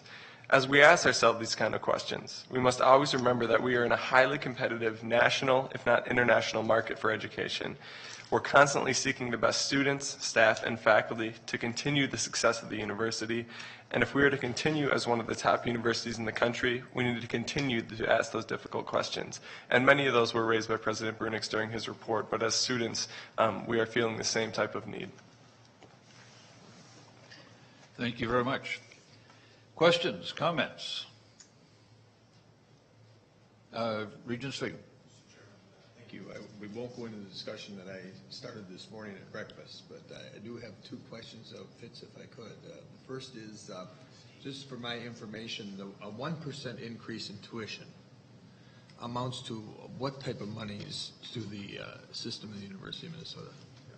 Mr. Chairman, members of the board, in the neighborhood of $7 million, 1%. The other question, and it takes off what the student representative was speaking about, the early retirement incentives that we've had at the university. I think we've had 2 in the past years. Is that correct? Regent Sigum, could you speak a little more into the microphone? I think some of us are missing it. 2 early retirement incentives in the past years offered here at the university.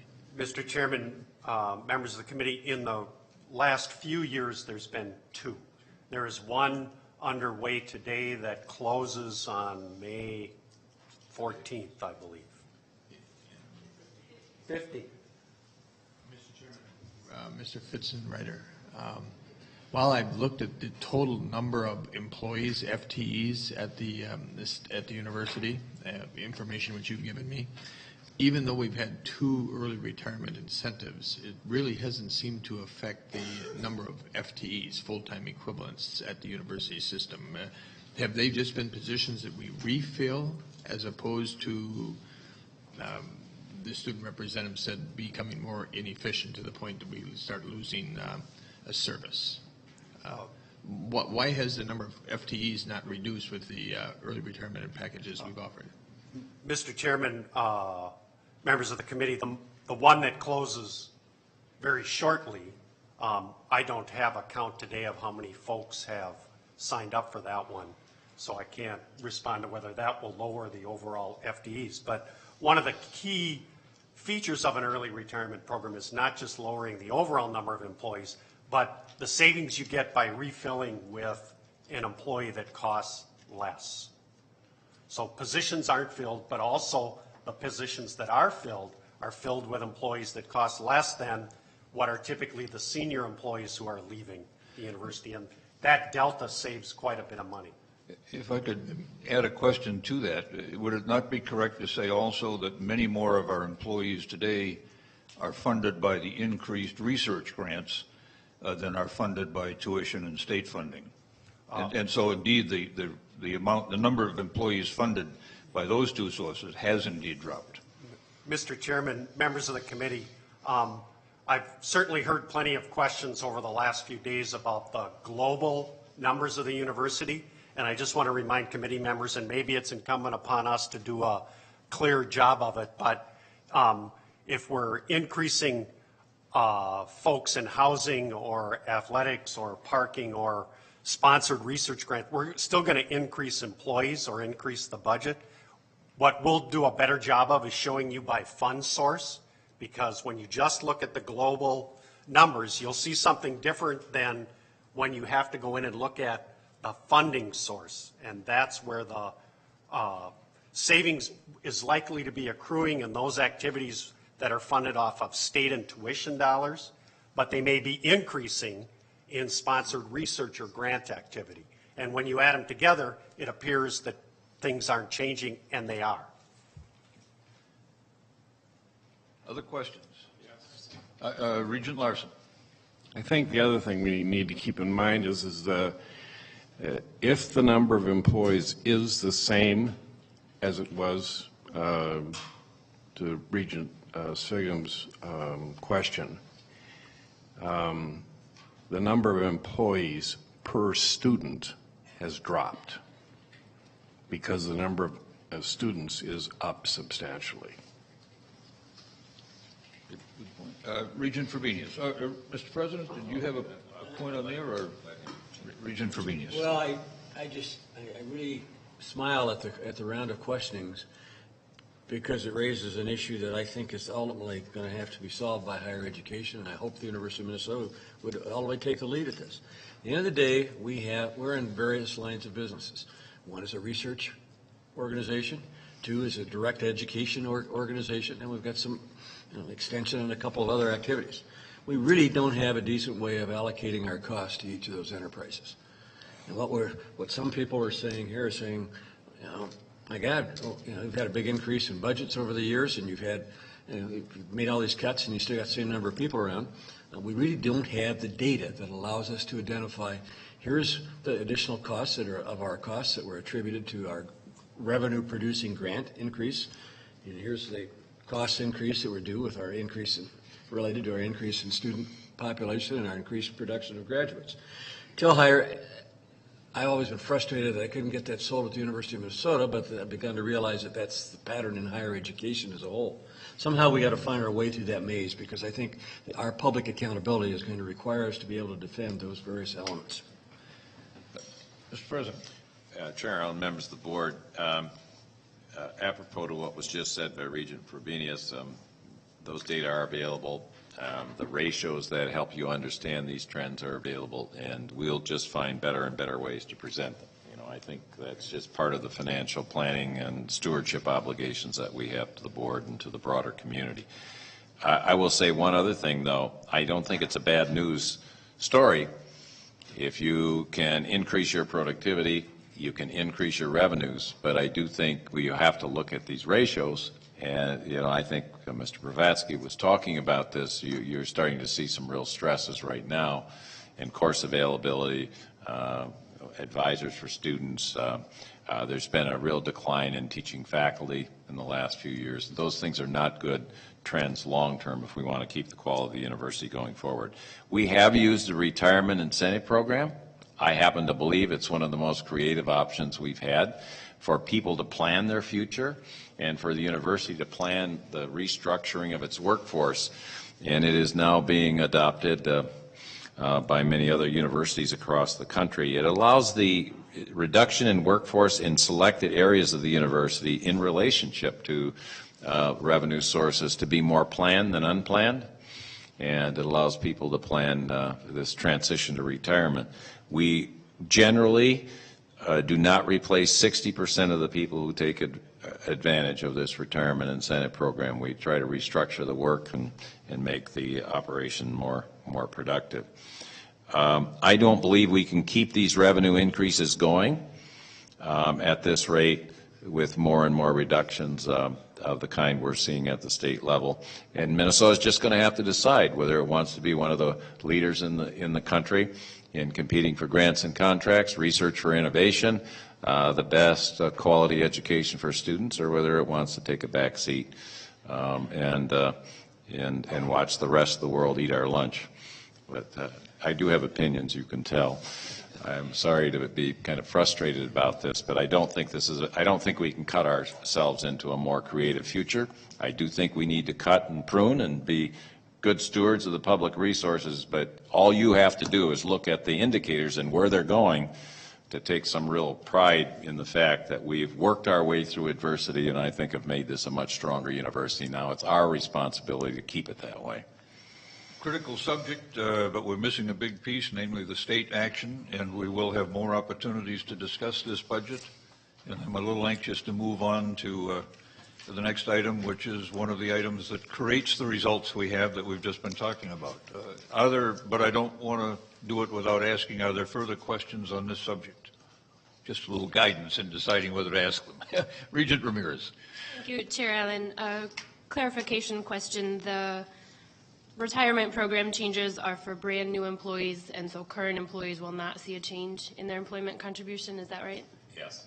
Okay, so brand new employees will see their contribution to the retirement package going up and paying more in their medical premiums. And I just want to point out that that's contrary to the discussion we were having in faculty, staff, and student affairs, where we noted that the university was weighted to a heavier compensation package and lower on the salary package, and that these trends move us in a direction of both low on the salary and lower on the compensation, and that wasn't a means of attracting the best and the brightest youngest people, or new young people that we wanted working here.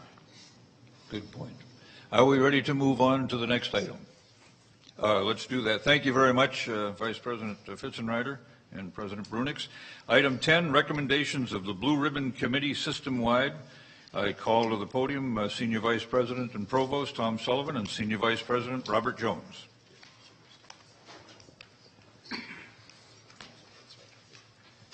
Good morning, Chair Allen and members of the board. We are here, as the chair said, to give you a review of where we are in the Blue Ribbon Committee processes. We will begin with a brief history of the strategic planning position that brought us to this point today. I'm going to describe the processes and the procedures with regard to the Blue Ribbon Committees, and then we are going to summarize the recommendations coming out of those Blue Ribbon Committee reports. Many of you will remember that Phase 1 of strategic planning began in 2004, and this was the phase that established the concepts, the vision, and the strategic direction of the university. This board unanimously adopted that plan in March of 2005. Phase 2 of strategic planning was defining the implementation strategies and recommendations flowing from that vision statement. And Phase 3 is this phase that we're going to describe today, which is working on attempting to finance the future of the university in light of the strategic planning process. The Blue Ribbon Committee effort was part of Central's response to changing financial circumstances. In addition to other major committees have been at work side by side with the Blue Ribbon Committees. The President has led Advancing Excellence Steering Committee, and in addition we have had a Scope and Size Enrollment Management Committee working for the last year that has made periodic reports to the Educational Policy Committee and will make a final report to this board in either June or a bit later. The Blue Ribbon Committee's reports were designed to look at four major areas: scope and size of the individual colleges, resource enhancement, cost reductions, and investments. I want to turn to the detail of those particular reports for you. In September 2009, some 20 months ago, I asked each of the deans on our campuses to begin to assemble or to reestablish committees within each college to look at those four major areas in light of the changed financial circumstances in the country and in our state. We asked some specific questions, and I think it's helpful to put these in context again today. First, what programs or areas must be strengthened or expanded? Second, what programs should be maintained at current levels of support or reduced levels of support? 3, what program and areas should continue to be substantially reduced, eliminated, or consolidated? Fourth, what connection or relationship do the answers to these questions have with regard to human capital, resources, and rationalizing teaching loads and size and scope of the academic mission? The goal in each of these blue ribbon committees was to prioritize where we should be making investments, where we should be reducing costs, and where we should be focusing on increasing revenue for our academic units.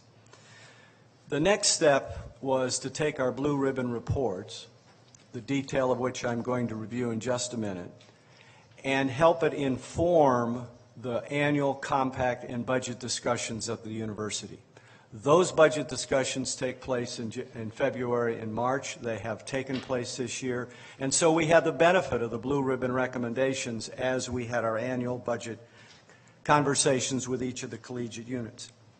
In addition, and finally, these blue ribbon reports will help shape what we have required of each of our academic leaders, a 3-year strategic and budget plan going forward and beyond the biennium budget. So let me turn next to looking at those 4 categories that I mentioned a moment ago: size and scope, revenue enhancement, cost efficiencies, and investments. And I want to share with you some examples. These are just a few out of the entire university's Blue Ribbon Committee reports. First, with regard to cost reductions. Some of the trends we've seen, and I'll also identify the colleges where we see this effort going forward. With regard to the School of Public Health, they are cutting the global health program. With regard to the vet med school, they're going to be delaying residency positions. From CFANS, there is a recommendation for efficiency that we merge the experiment station with CFANS. In addition, with regard to the Carlson School, they are eliminating the Global Executive MBA program in Warsaw. From dentistry, they're going to be closing the Geriatric Dentistry Graduate Program. With regard to nursing, they will be phasing out the Master of Science program and incorporating it into a more efficient Doctorate in Nursing Practice program. With regard to CLA, we will be reducing a substantial number of sections. As you know, many of our courses have scores and scores of sections. Many of those will now be consolidated. With regard to the College of Biological Sciences, they will be merging the Microbial and Plant Genomics Institute and the Biotechnical Institute. Further cost reductions with regard to CLA are actually on your agenda for action in a few minutes. The closing of a major in archaeology, a major in ancient Mediterranean studies is recommended to be closed, and the minor in humanities of the West. From the medical school, some very significant reductions. Transfer of certain aspects of the emergency medicine program to HCMC, although the research piece will stay here at our medical school. A significant budget reduction. Again, from the medical school, reduction and curtailment of investments in the anesthesiology research program. There are plans to reduce funding for 2 very popular programs in the medical school, which involve rural practice, both the recruitment of students as well as the support for rural practice physicians in rural America. These will need to be scaled back, according to the Blue Ribbon report from the medical school, because of the dire state reductions. In addition to the medical school, several labs are going to be closed. Others will be integrated into larger labs to create cost efficiencies. From the College of Continuing Education, some of our most favored programs will be eliminated. One of our signature programs, The Great Conversations. Some of you have actually participated in that program as speakers and presenters. This program is being suspended. We're going to be closing the program for individualized learning from the College of Continuing Education. And over 6 post-baccalaureate credit programs for certificates will be eliminated as well. In addition, I want to share with you some further cost containments. that we see a common trend across all of the colleges suggesting in their Blue Ribbon Committee reports. First, we are moving to a much more centralized enterprise system for handling many of our infrastructure, such as IT, such as budgeting. That will bring significant efficiencies, we believe. Interestingly, and here it depends on the culture of the particular college, some colleges are looking at reducing tenure track positions. We've reported that to you before over the last 2 years, and trying to supplement those courses with adjunct or contract faculty. Other colleges are going in the opposite direction, which is to reduce contract faculty and adjunct faculty to be able to make more efficient the budget to actually hire a few more tenure track. So you see there, it really depends on the culture and the market that these colleges are working in. All of our colleges essentially are looking at reducing square footage and the number of facilities that we have on campus. You heard a report about that earlier this morning. And many of our faculty are still on a 12-month appointment basis, and there are significant efforts to reduce these 12-month to 9-month appointments with greater efficiencies and cost savings there. The Blue Ribbon committees were also asked to identify where would you make new investments, because this is not an exercise merely about cutting, but we have to continue to make investments to make sure that our momentum in increasing excellence and quality advances. Across almost all of the colleges, we see the Blue Ribbon report saying we must invest in research infrastructure to be able to grow the ICR revenue. We must invest in a greater platform in e-education because there are opportunities there that we have not yet captured. We must invest in places where we can reduce cost efficiency. You heard examples earlier with regard to energy efficiency. And we must invest where we can grow enrollment, where there's an increased demand as well as capacity to serve those students. And interestingly, because of the great success of our most recent STSS building, we see across the campus faculty through these Blue Ribbon committees saying we must invest in more active learning classrooms, the more modular classrooms.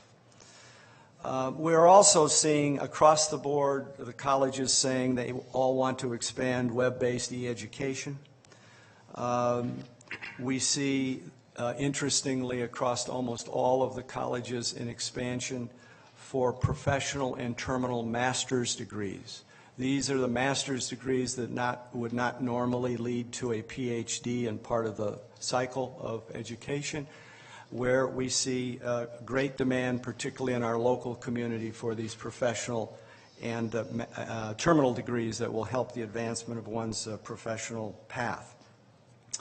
And we've seen recommendations, and you'll hear this later from our Scope and Enrollment Management Committee, to increase undergraduate enrollment in the STEM areas of science, math, and engineering and technology. And interestingly, for a policy question for the board, we've seen many calls in the Blue Ribbon committees to renegotiate the reciprocity agreements with our bordering states so that we can expand the student enrollment in non-bordering states and increase non-resident enrollment. With that brief summary, and there are hundreds behind these, I'd turn to my colleague, Senior Vice President Robert Jones, for a report from the coordinate campuses. Vice President Jones. Thank you. Chair Allen, members of the board, as you all know, the University of Minnesota is a multi-campus university with coordinate campuses in Duluth, Crookston, Morris, and Rochester. Each of these campuses has a niche mission that adds tremendously to the richness of the University of Minnesota as a system of higher education.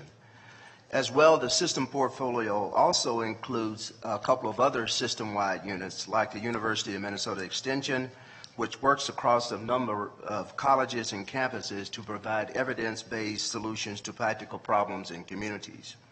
As well, the system portfolio includes the Office for Global Programs and Strategies, formerly known as the Office for International Programs.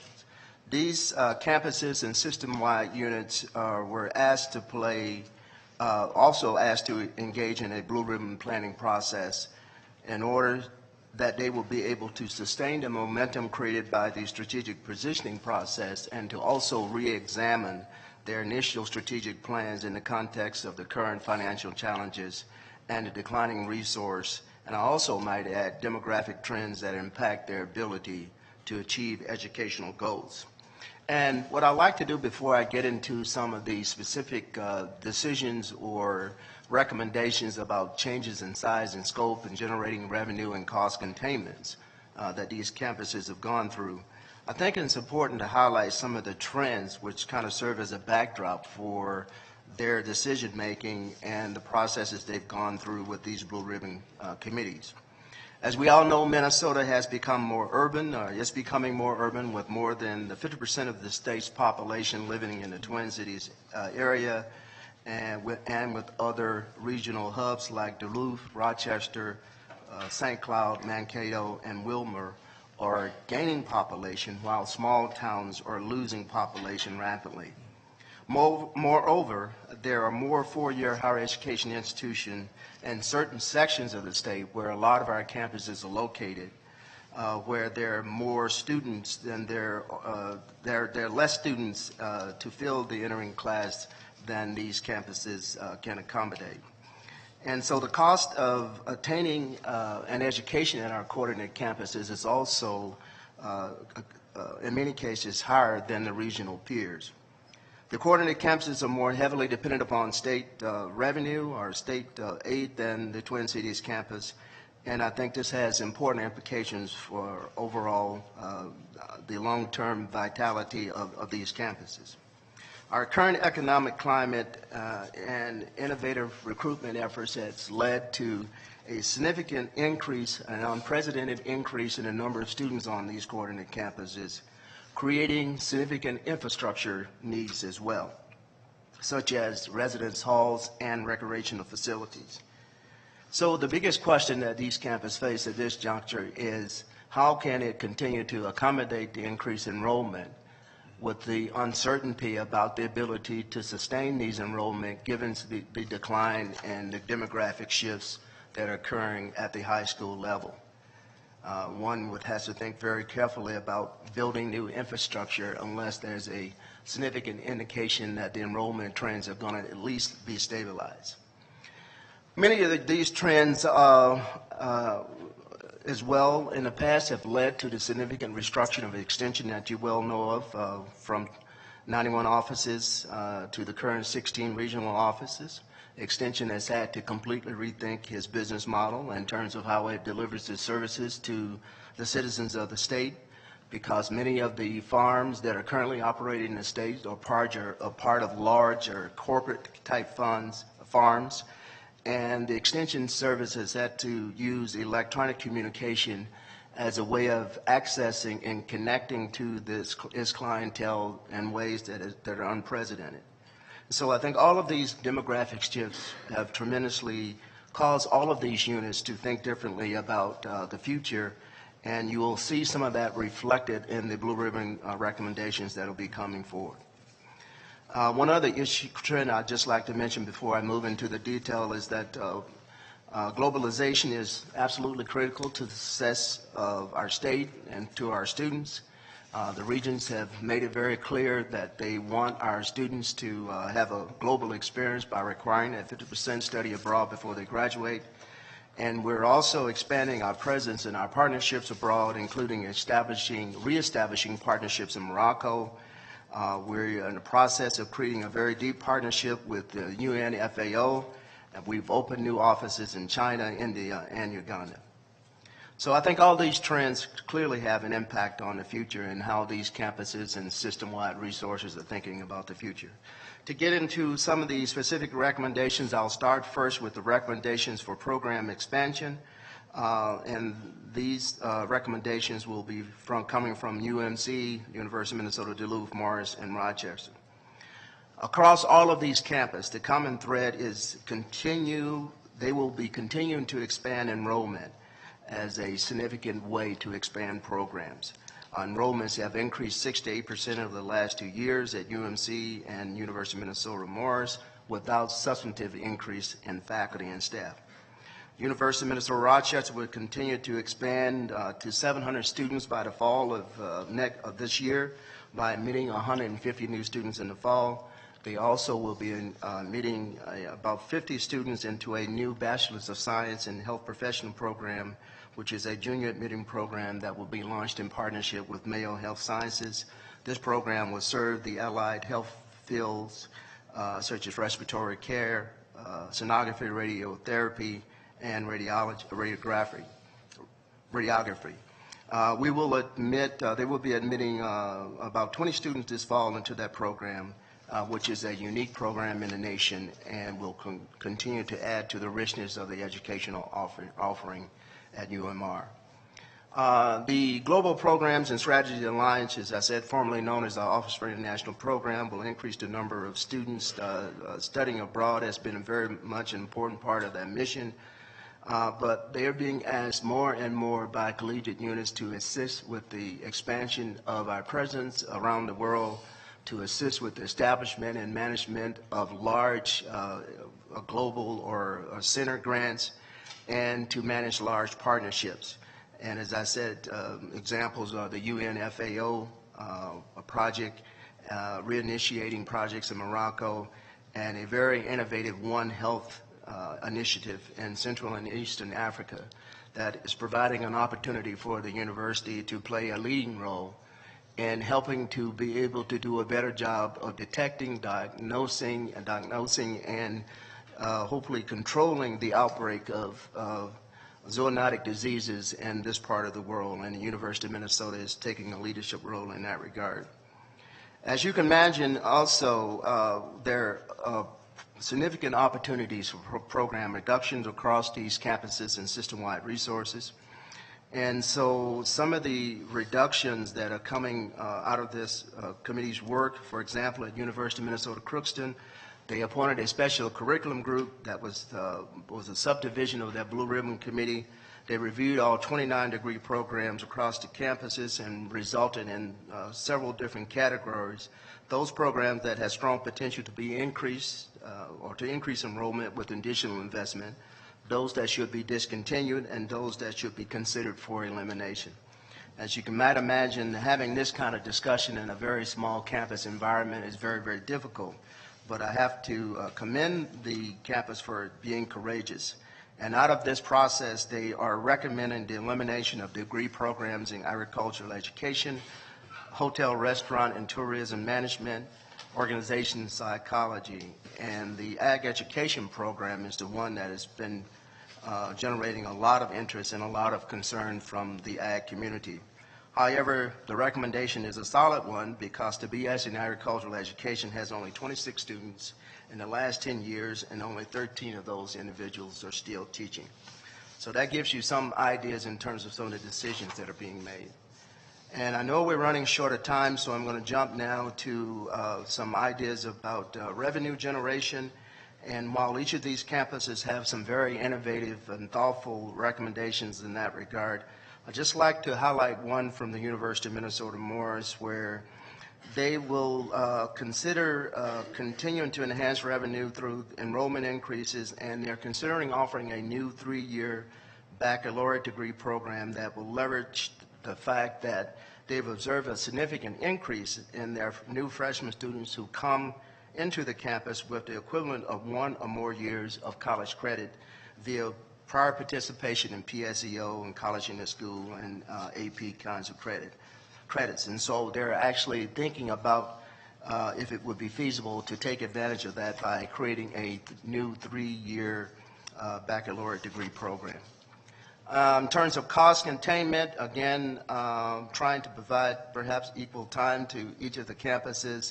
One of the things that UMD will be doing in terms of cost containment is reducing facilities operating cost, including postponing and maintenance of certain buildings and postponing maintenance across the entire facility.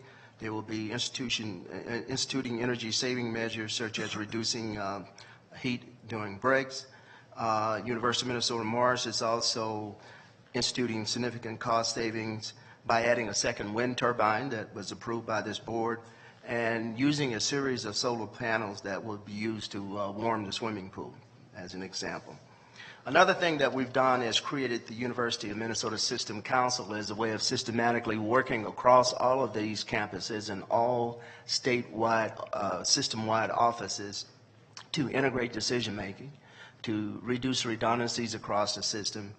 And this is proven to be a very valuable addition to how we make decisions at this university. And all of the chancellors, all senior officers that have system-wide responsibility participate in this council as a way of being more effective and more efficient in our decision-making. In terms of investment ideas, some of the investment ideas are, again, along the line of creating new programs. University of Minnesota Crookston, for example, will be investing in new technology to increase its ability to offer online education. As you heard earlier, they offer about 25% of their courses online, and they will be looking for opportunities to expand that. University of Minnesota Rochester will be primarily looking for ways to continue to serve the students in the growing number of degree programs down there by hiring additional faculty. At the current juncture, there are only 10 tenured and tenure track faculty on campus. And so as they continue to expand each additional cohort of students on that campus to get up to a full 4-year complement, they will need to invest in additional faculty. So in conclusion, this hopefully will provide you with a fairly broad perspective on some of the strategies that our campuses and other statewide resources are using across the state to increase their effectiveness and efficiency, to drive down cost, and to adjust to the new financial realities. Thank you. Thank you very, very much for the presentation. I think this is probably in the context of a progress report on a very large project, and it gives us a great insight into how you're going about it and the achievements that have been made. I want to entertain a couple of burning questions if there are any, but I also want to suggest that we have one big recognition remaining, and we have committee reports to do, and we are quite a bit behind schedule. I'm going to suggest that come the June meeting, we will have the minutes of this meeting with your remarks included to refresh our memories, and if there are some questions that could wait until that time, we would ask you to come back and answer them at that time. But if there are a couple of burning questions that you want to get on the table right now, Regent McMillan. Thank you, Chair Allen, and I certainly want to commend the work of the administration and perhaps more importantly the faculty. They bear the burden of many of these cuts. Cutting is brutally difficult. But without picking out any of the pieces you referenced in the cost containment side, Provost Sullivan, one thing, and I'll throw this one out in the hope that we are having a dialogue. When we do something to rural medicine and the supply of physicians there, the implications of that are extreme and significant across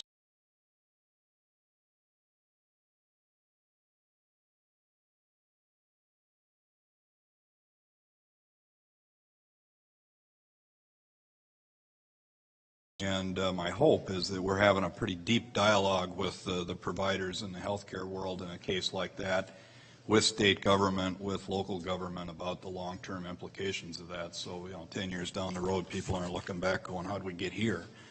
And I say that from serving on a rural hospital board, and so I have a little bit of background there. But without that specific one, I just hope the administration's engaging state government as we have to make brutally difficult decisions about the impacts outside the university. Thank you. Seeing no other questions, we will thank you again for an excellent presentation, and we will move on to another exciting item, recognition of NCAA champions. I'd invite Vice President Kathy Brown and the President to join me at the podium.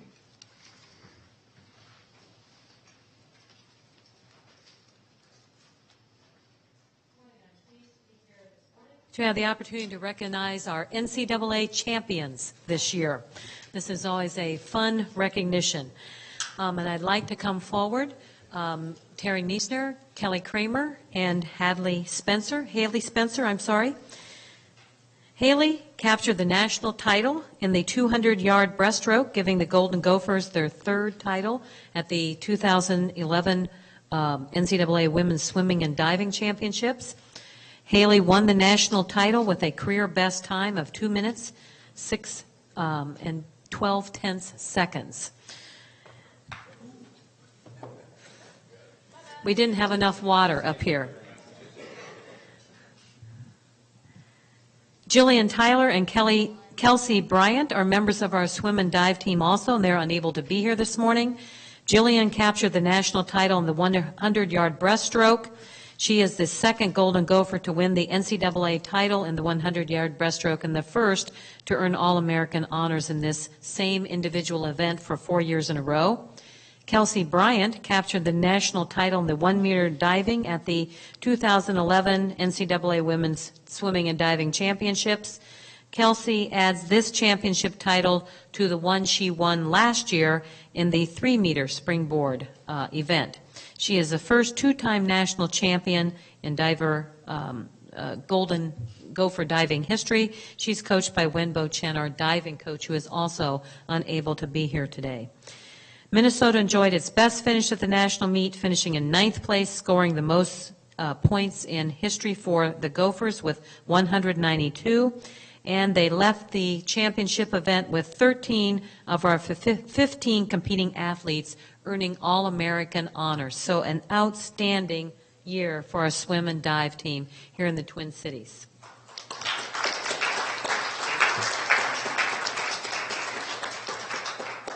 Why don't we get a picture with them, and then we'll ask them to step, and then we'll get a picture all together. And we'll do the... Sure. I can be in the picture.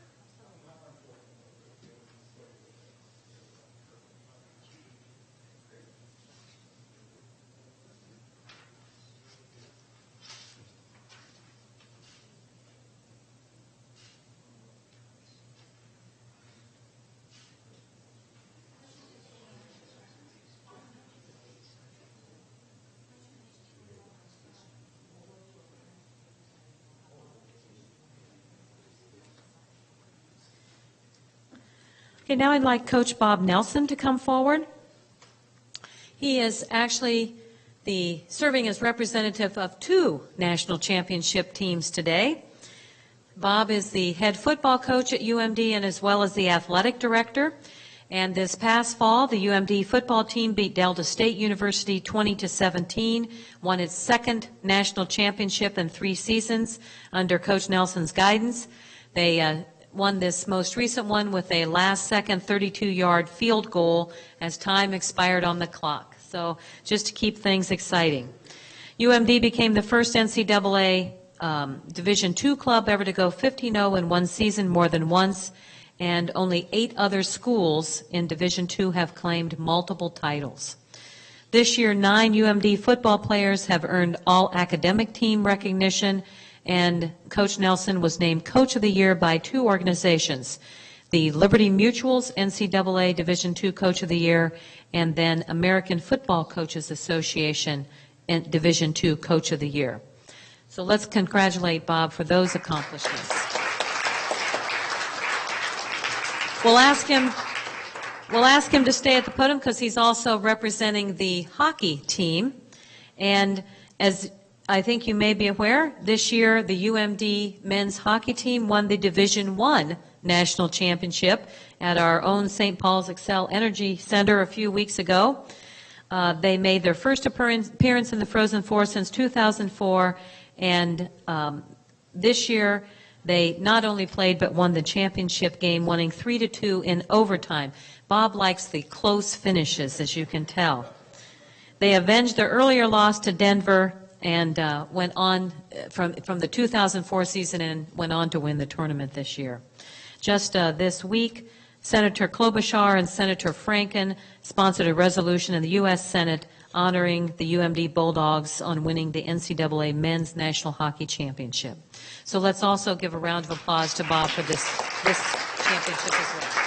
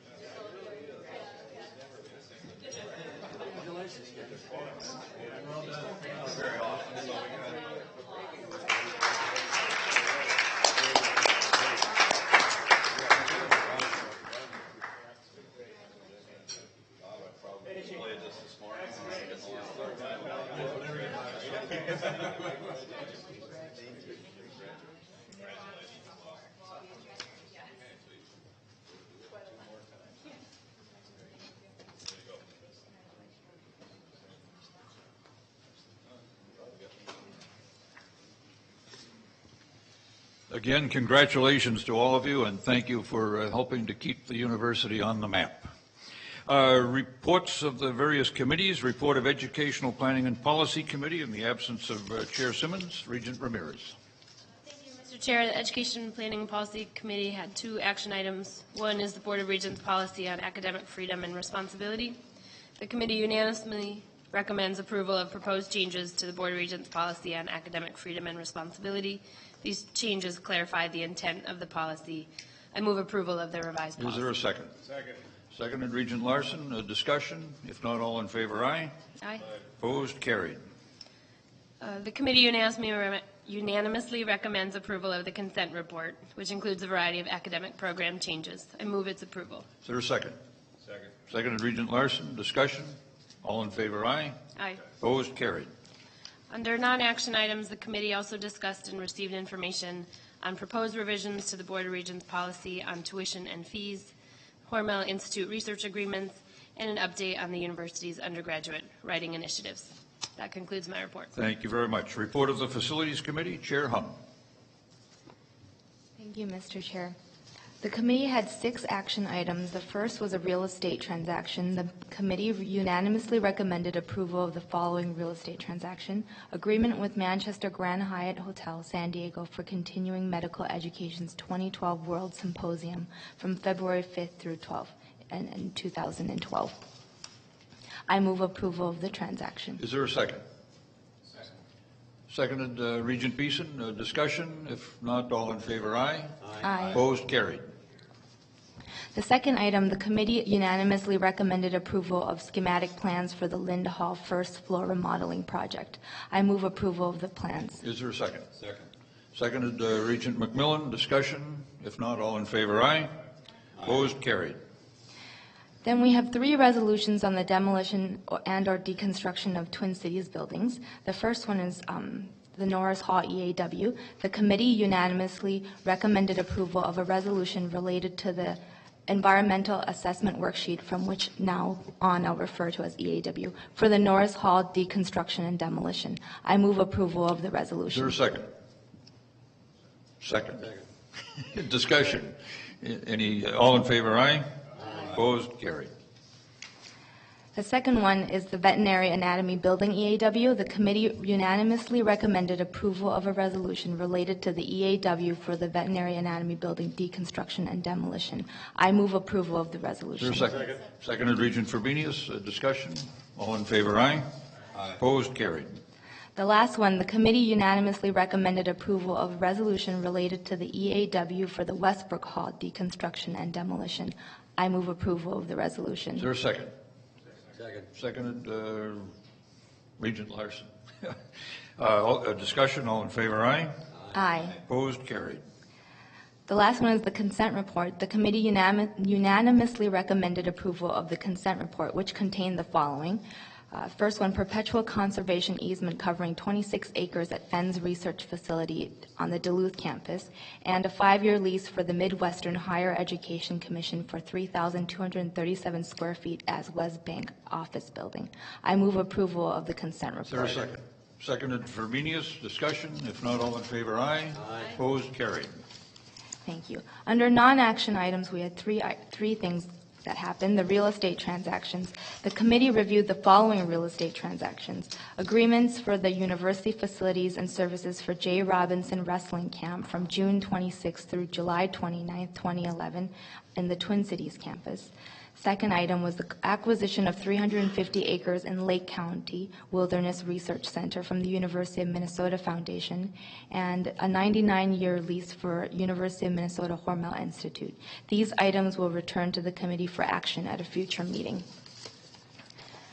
The committee also received a space utilization initiative report. We spent a considerable time discussing the Twin Cities campus plan for the decommission, demolition, and/or deconstruction of several Twin Cities campus buildings, which is part of the space utilization initiative. In conjunction with the overarching discussion on space utilization, the committee reviewed resolutions for the demolition and deconstruction of the following buildings: Norris Hall, Veterinary Anatomy Building, and Westbrook Hall. These 3 resolutions will return to the committee for action at a future meeting.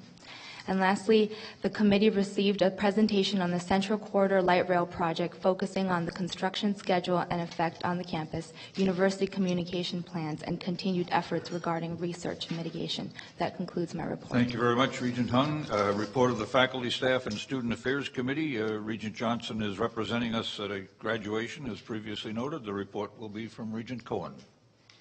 Thank you, Chair Allen. A report from the Faculty, Staff, and Student Affairs Committee. There are 4 action items. The Board of Regents Policy, Student Education, Records. The committee unanimously recommends approval of proposed changes to the Board of Regents Policy on Student Education Records. This policy governs information maintained by the University of Minnesota in the performance of its functions as an educational institution. I move approval of the revised policy. Is there a second? Seconded, Regent Hung. Discussion, all in favor, aye. Opposed, carried. The second action item was about the annual promotion and/or tenure recommendations. The committee unanimously recommends approval of the promotion and/or tenure recommendations presented by the senior academic officers of the University of Minnesota. These actions become effective with the beginning dates of individual terms of appointments in 2011, 2012. And it was a very informative and a helpful discussion. I move approval of the promotion and/or tenure recommendations. Is there a second? Seconded, Regent Hung. Discussion, all in favor, aye. Aye. Opposed, carried. The third item was about continuous appointments and annual recommendations. The committee unanimously recommends approval of the annual continuous appointment recommendations. These actions become effective with the beginning of the 2011-2012 appointment period. I move approval of the annual continuous appointment recommendations. Is there a second? Seconded, Regent Larson. Discussion, if not, all in favor, aye. Aye. Opposed, carried. And the last action item was the consent report, and the committee unanimously recommends approval of the consent report, which includes conferral of tenure for a faculty member who has been hired at the University of Minnesota. I move its approval. Is there a second? Seconded, Regent Beeson. All in discussion, all in favor, aye. Aye. Opposed, carried. And there were 2 non-action items.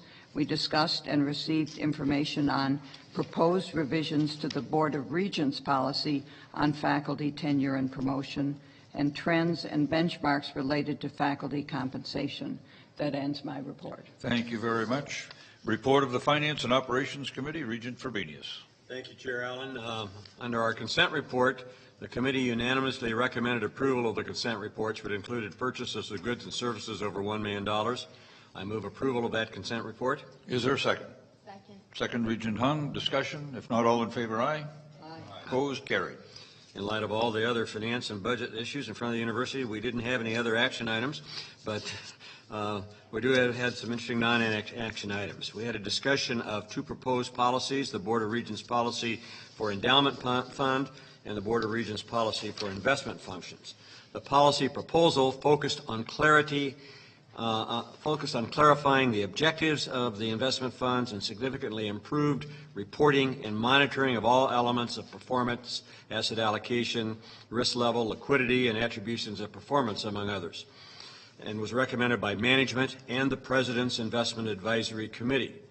There was extensive discussion among the committee about whether the asset allocation of general classes of investment should be retained, the approval of which should be retained by the committee or delegated to the President and his designees. What was the best way to fulfill our fiduciary responsibility, and what was the best practice of governance? Further consideration will be given to this issue before the policies return for action at a future meeting. The committee also received an extensive report on the financing of medical education. The report focused on the various sources of fundings, how funds are utilized to support the mission, and the financial relationships between the medical school, the University of Minnesota physicians, and the Fairview Health System. This was really helpful to the committee as we prepare for reviewing management's responses to some of the various changing elements occurring in the external environment in which the medical education program functions. A brief presentation was provided on the financial aspects of the fiscal year 2012 capital improvement budget. The presentation on financial metrics and peer comparisons was moved to a future meeting due to time constraints. That concludes my report, Mr. Chairman. Thank you very much, Regent Fromenius. A report of the Audit Committee, Regent Cohen. Thank you, Chair Allen. You all like this because the Audit Committee did not meet, and so that's the end of the report. Thank you very much. Report of the Litigation Review Committee. We didn't meet either, so that's short too. Any old business to come before the group? Any new business? If not, then we will, without objection, we will stand adjourned. Thank you for a great meeting.